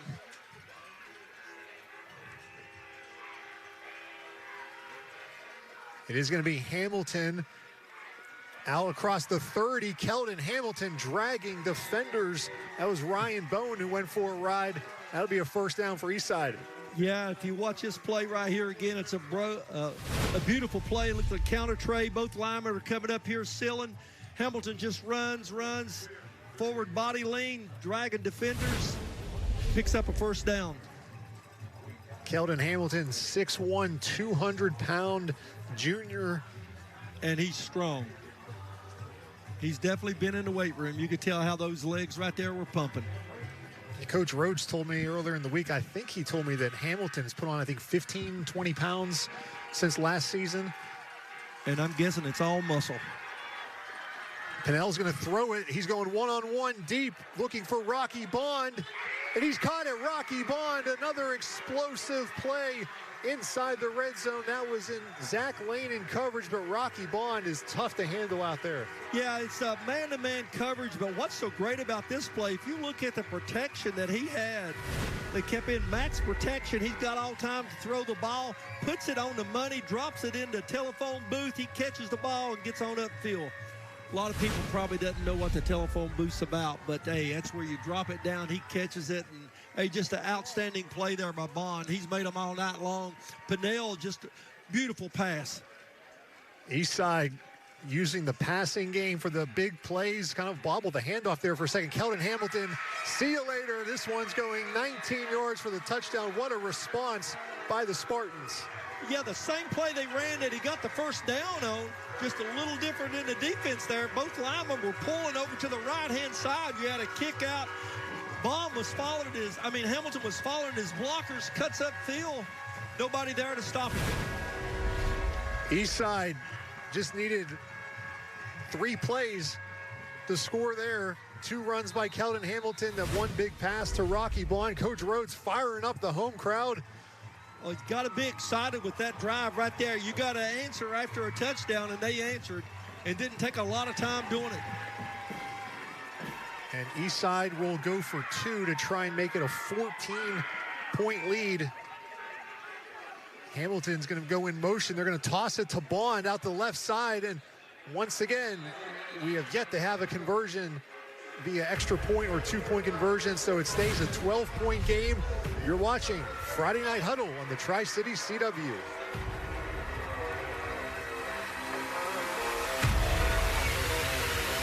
Around here, home means everything. That's why for 26 years, our family here at Window World of the Tri-Cities has been helping families like yours make their home better. From energy-efficient windows, doors, roofing, siding, gutters, and more. We install it all, and we do it with care. Because we're not just your local Window World, we're your neighbors. And we'd love to help you with your next project. Visit us today for quality that will last for generations to come. Hey, what's up, roomie? I got us some Jersey Mike subs. Danny DeVito? Are you my freshman roommate? And that doesn't matter. This is a Jersey Mike's commercial where the subs matter most. I mean, look how big that is. We'd eat that for lunch and for dinner. Hey, we eat that. Hey, who let the rents in? You want a Jersey Mike's? Introduce us to your new roommate. Mom, it's Danny DeVito. That's mine. Don't touch it. Where the subs matter most. It's a Jersey Mike's thing. A sub above. Financial literacy is sponsored by Blackburn Childers and Stegall. I'm Sarah Presnell, a tax partner with Blackburn Childers and Stegall. And did you know on July 4th, 2025, President Trump signed into law the One Big Beautiful Bill. And one of the main aspects is that he has said that Social Security income is not taxable. And while that's mostly true, if you make under a certain amount, there is a deduction available for you if you're 65 years or older that will make that income not taxable to you.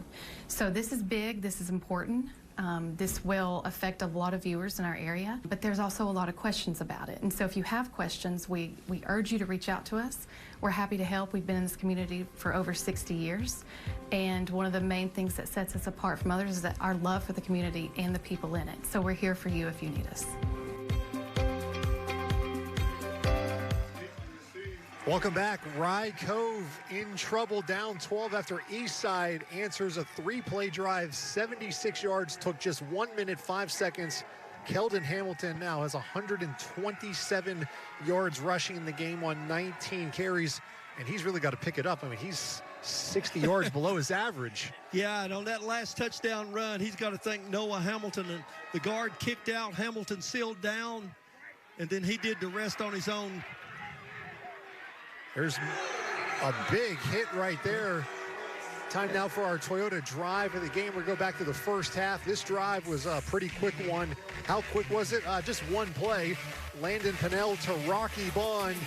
86-yard touchdown. Barnett tried to make a shoestring tackle, but Rocky Bond, 86-yard touchdown. Our Toyota drive of the game. That made it 12-0.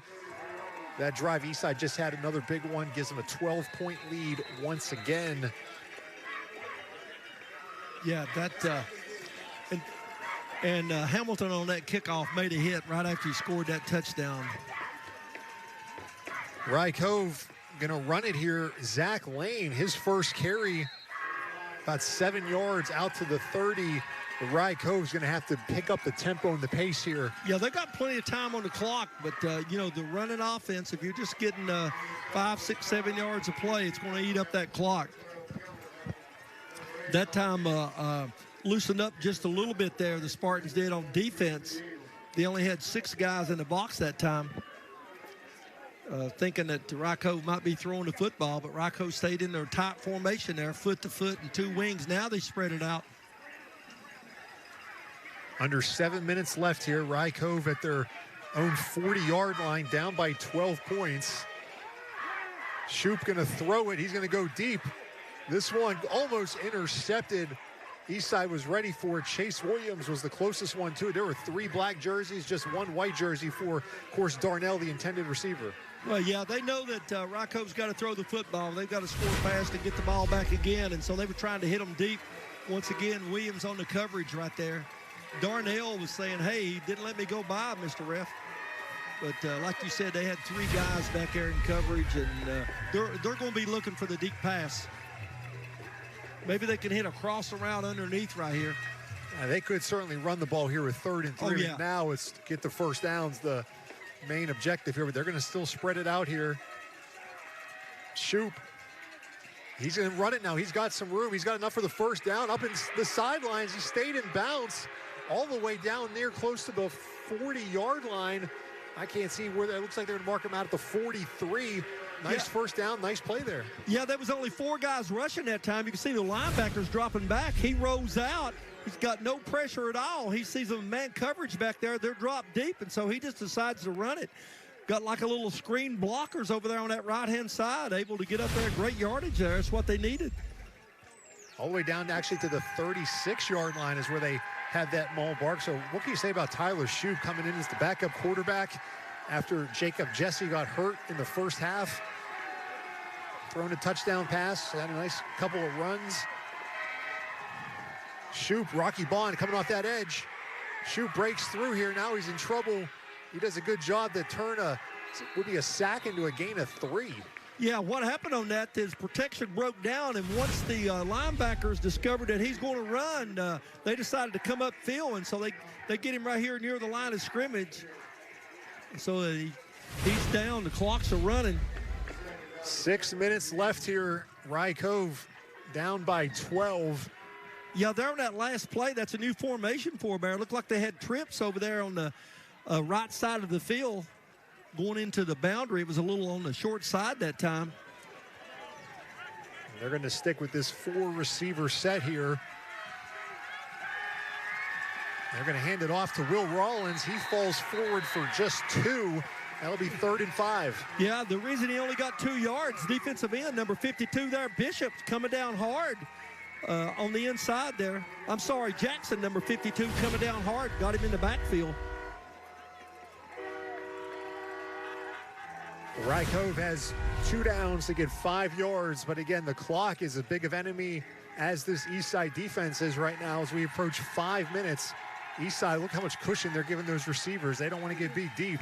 Yeah, it's a man-to-man coverage. You can see he was stunned a linebacker that time. Instead of a screen, what a catch by Rollins.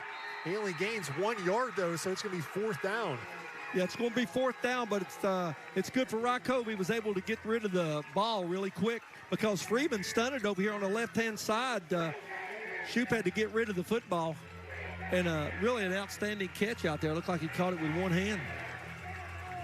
Well, the football sitting at the Eastside 30-yard line. Have to get down to the 26. 4 yards to keep any realistic chance Rye Cove has to get back in this ball game. They got to get this first down. Yeah, you could say this is the play of the game so far right here. They got to have it if they're going to have a chance to come away with a victory. Eastside showing pressure. They got a free rusher. It's complete. What a throw by Shoop to Carter Roach Hodge. That's a first down. More importantly, stops the clock. He gets out of bounds. Yeah, it does a little, looks like you can see him going down the field right here. He's a twin man. He does an out route, gets out of bounds, stops the clock. Once again, Freeman stunned it over here on the backside. The tackle blocked out on the defensive end. He came free. Was lucky to get rid of the football. Coach is out there on the field sending into play right now. We'll see what happens here on first down. So the first play of the game was successful by Rye Cove. We'll see what happens from here. They get a new set of downs. Man in motion. Shoop going to throw it out again. boxed out Darnell. Is this a basketball game? He just boxed out his man, made the catch over Mason Cook. What a play by a freshman to come up there and actually have the awareness to, like you say, box the man out, go up and get the catch. And now they're right back on the line of scrimmage. They're going again. It's the tush push right here. Yes, it is. Tush push. And we'll see if we get a call here. Nothing yet. Nothing yet. That clock is still ticking away there. It's ticking away. They're saying he's in the end zone, but no, he's not. The officials haven't signaled. They got to signal something here. I mean, this has been, I guess he's short. So Rye Cove's got to hurry up here and run it again here. We're coming again. That was great defense. The Spartans knows what's coming. Here they come again. They're going to come over the top this time. Movement. That stopped the clock, but it's going to start back. I think it's going to be 5 yards against the Eagles. Little anxious there. You know, that's what they talk about Philadelphia there. They do that. Dead ball. False start. The entire offensive line.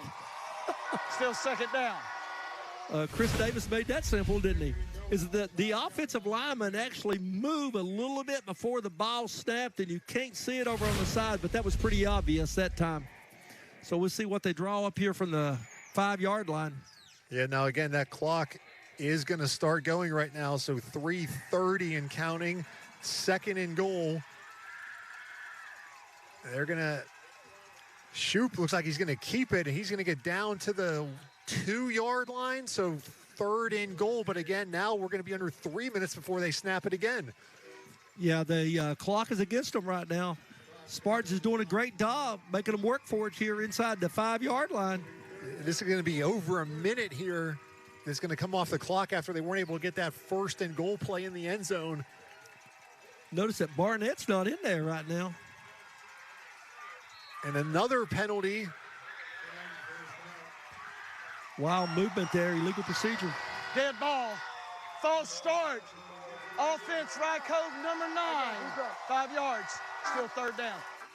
Yeah, they're shooting themselves in the foot right now. They got to get into the end zone. They need time on the scoreboard. So Rye Cove takes 1 step forward, 2 steps back. Yeah. They were the closest you could be without scoring a touchdown a while ago, and now they're back here on the 7-yard line. Third and goal. The clock is going. Spreading things back out again. Man coverage on the outside. And like you said, Cole Barnett not in the game. They're going to throw it up to Darnell. That one incomplete. Almost picked off back there. The 2 safeties were just sitting back there in the end zone that time for Eastside. So Thomas Darnell is the main target here, so you know he's going to be double, maybe triple covered on this play here because it's 4th and goal from the 7. Ooh. Yeah, almost there, pulling it down, Yates. And actually, I think he got hit about the time the ball was tipped up in the air. So he couldn't get the interception. This is the 12th play of the drive. The play clock is down to 7. Rye Cove hasn't broke the huddle yet. Going to have to call timeout here. Can't take another 5-yard penalty. They do call a timeout, so a costly timeout that Rye Cove is going to have to use. So we'll pause for a second here. This is the school bus stop of the game. Always remember to stop when the school bus arm is out. Our school bus stop of the game is going to go back early on. Cole Barnett gets met by Braxton Freeman. That's our school bus stop of the game. Always stop for a school bus when the stop arm is out and the red lights are flashing. This is the school bus stop of the game. Always remember to stop when the school bus arm is out. All right, Rye Cove called that timeout. They got to have it here. 4th and goal from the 7. You figure if not Darnell, Carter Roach Hodge could be an option. He had a big 4th down catch, but no Cole Barnett the last couple plays. Yeah, I think what's going to happen right here, they'll probably go the 2-by-2 shotgun formation here, their passing situation. But last time Eastside had 2 safeties back there and playing man coverage on the outside. So if they if they throw it to the inside, they're going to have help from the safeties. If they throw it to the outside, then it's going to be one-on-one with the wide receiver on the corner. So we'll see what happens here.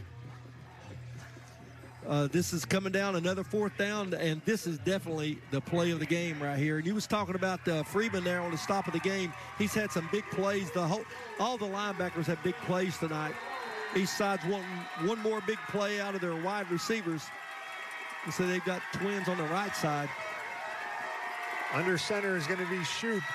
Roach Hodge in motion. They're going to throw it up 1-on-4. That's going to be intercepted. Intercepted by Chase Williams. And he's going to be out of bounds. And that was the play Eastside was ready for. Yeah, they were sitting back there waiting, and Williams is playing safety, and they tried to throw a little fade up in the end zone. Williams just read it all the way, looking at the quarterback, watching his eyes, and didn't get it deep enough, and so he just broke in front of him, was able to pick off the ball, and you know, we said that's probably the play of the game, but he went for Eastside rather than Rye Cove. That's the 3rd turnover of the game by Rye Cove. 2 interceptions, a fumble. And, you know, that's one of the things talked about. You know, last year in the playoffs, Eastside made the turnovers. They had 4 turnovers last year in the playoffs, and coach thought that's what beat them last year, even though they was able to run the football some. And tonight it's a flip-flop. Rye Cove's had the turnovers. Yeah, I mean, certainly Eastside has had some not-so-good moments, but they've been able to overcome that. They've had a couple of plays, in Keldon Hamilton, now he just wants to stay in bounds. Heck, he's going to maybe run this to the house. Keldon Hamilton being chased down, and he is going to be down out of bounds. I don't know if he stayed in bounds or not. It's hard to tell where we're at here. Looked like his foot might have touched the line, but the clock's going to stop anyway for a 1st down, and he's down to the 20-yard line. That was the same play they ran that he ran for the touchdown, the same play they ran that he ran along, just a little toss sweep. He's able to cut outside right there, just a really good fake. And then he turns on the speed. You can see how fast he is. He's outrunning defensive backs coming down through there. It looked like he kind of stopped on his own, wanted to stay in bounds there to keep that clock moving. Smart play by Hamilton. I think that run probably brought him up to his average of 189 yards a game. Wisely, they can use this clock. Its play clock is down to 1. They're going to give it to 12 again. Rye Cove does have 2 timeouts. I think probably what they were doing was taking advantage there where they had the twin set opposite of the way he's running. Cornerbacks cheating inside. So, yeah, they're happy with that clock running right now. Rye Cove's got 2 timeouts. They got to decide when they're going to use them here. It's coming down to, you know, when you're getting down to 1:20 in the ball game. Hamilton's up to 185 yards rushing. The Eastside hangs on here. They will go to 7-0 and certainly will be the favorite in the region the rest of the way. Going to see a sweep to the right side here. Hey, here it comes. Hamilton. Here it comes. And that one down, that's going to be a 1st and goal, and they can take knees from this point out. Yeah, that right there, you could see that the matchup they had with the line that's pulling, they're winning the numbers game right here. You can see coming around, and then when you've got somebody like Hamilton carrying the football and cutting up field, he's got always steam going north and south down to the 5-yard line right here. 40 seconds left. Eastside. Yeah, they could take a knee right here because the game's already over, but we might see another snap right here. See what happens here. They're going to run it, I believe. They are. They're going to give it to Hamilton. He gets stuffed and dropped by Hagen Roten. Yeah, gets hit in the backfield. And that'll be the ball game here. It looks like Eastside with a huge win here. They called this the biggest home game in the history of Eastside High School. And the Spartans are going to enjoy it tonight. They win 24-12 over Rye Cove.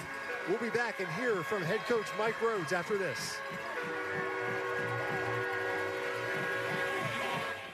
This time of year, it's all or nothing, and Toyota has all you need to pull you through the rain, snow, and mud that's headed our way, like the best-selling RAV4, now with 4.75 APR financing, or lease a new 25 RAV4 for $309 a month. Toyota, let's go places. All trophies and plaques for WCYB's Friday Night Rivals are provided by Eddie's Trophies and Gift Shop in Bristol. Eddie's Trophies also offers medals, plaques, acrylics, glass, and crystal pieces for your business, school, or sports team. That's Eddie's Trophy and Gift Shop online at eddiestrophies.com. This is my winning play. A large pizza and 8 wings, the coach's combo. Run it every time. Johnny Brusco's, your game day headquarters. Game day starts at Johnny Brusco's. I'm Mickey Bird, Senior Financial Advisor at Powell Valley Bank and Osaic Institutions. For nearly 20 years, I've helped simplify financial planning for families and business owners. From IRA accounts to 529s and investment accounts, including life insurance, annuities, and 401k plans, we'll create a plan that best fits your needs. Whether you're just starting your career, already retired, or somewhere in between, we'll be happy to help. Call us today to schedule an appointment at one of our 8 locations. This place has a heartbeat of its own.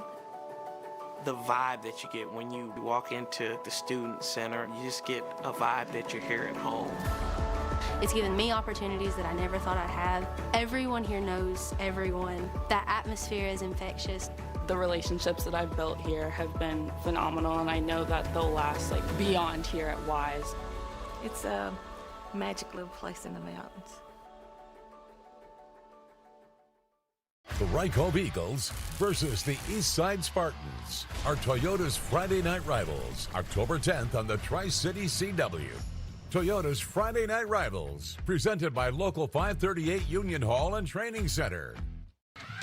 Welcome back to Eastside High School. The Spartans beat Rye Cove 24-12. They are now 7-0, and they plant their flag in the Cumberland District and say probably that the region playoffs are going to have to run through Carl McConnell Stadium.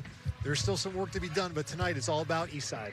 Yeah, Eastside, they put on a performance here, not only in the first half, but in the second half, too. And that line blocking for Hamilton, and Hamilton's able to get outside, cut up field, big runs there in the second half. We're joined now by Mike Rhodes, head coach of the Spartans. Coach, you guys were up at halftime. It got to within one possession, but your team responded immediately with a 3-play, 76-yard drive. What did that tell you about your team? Listen, these guys, I told you all along, I go to war with these guys at any time. They got no quit in their heart. They give you everything they got, and they refuse to lose. Yeah, Coach, you got to be proud of that offensive and defensive line. They were here to play tonight. It didn't matter what the distance was. They're coming up field. They're making tackles. They're opening up holes. Hamilton's running hard there in the second half. Unbelievable game for your offensive and defensive front. Well, we challenged them all week because that's what both teams pride themselves on, and we wanted to see who could come out tonight and be the most dominant, and I think our guys showed up. Coach, I know, Coach speak is every game is a special, but this game you guys had circled on your calendar. Now that it's over, what did this game mean to you and your program to beat Rye Cove? Well, not necessarily just to beat Rye Cove, but just to get over that hump and see that, we're capable, and they proved that tonight. I've told you guys all along, we just want to go 1-0. We did that this week. We'll worry about next week tomorrow, but it's a long road to go to where we want to get to our goals, so we just got to keep going 1-0.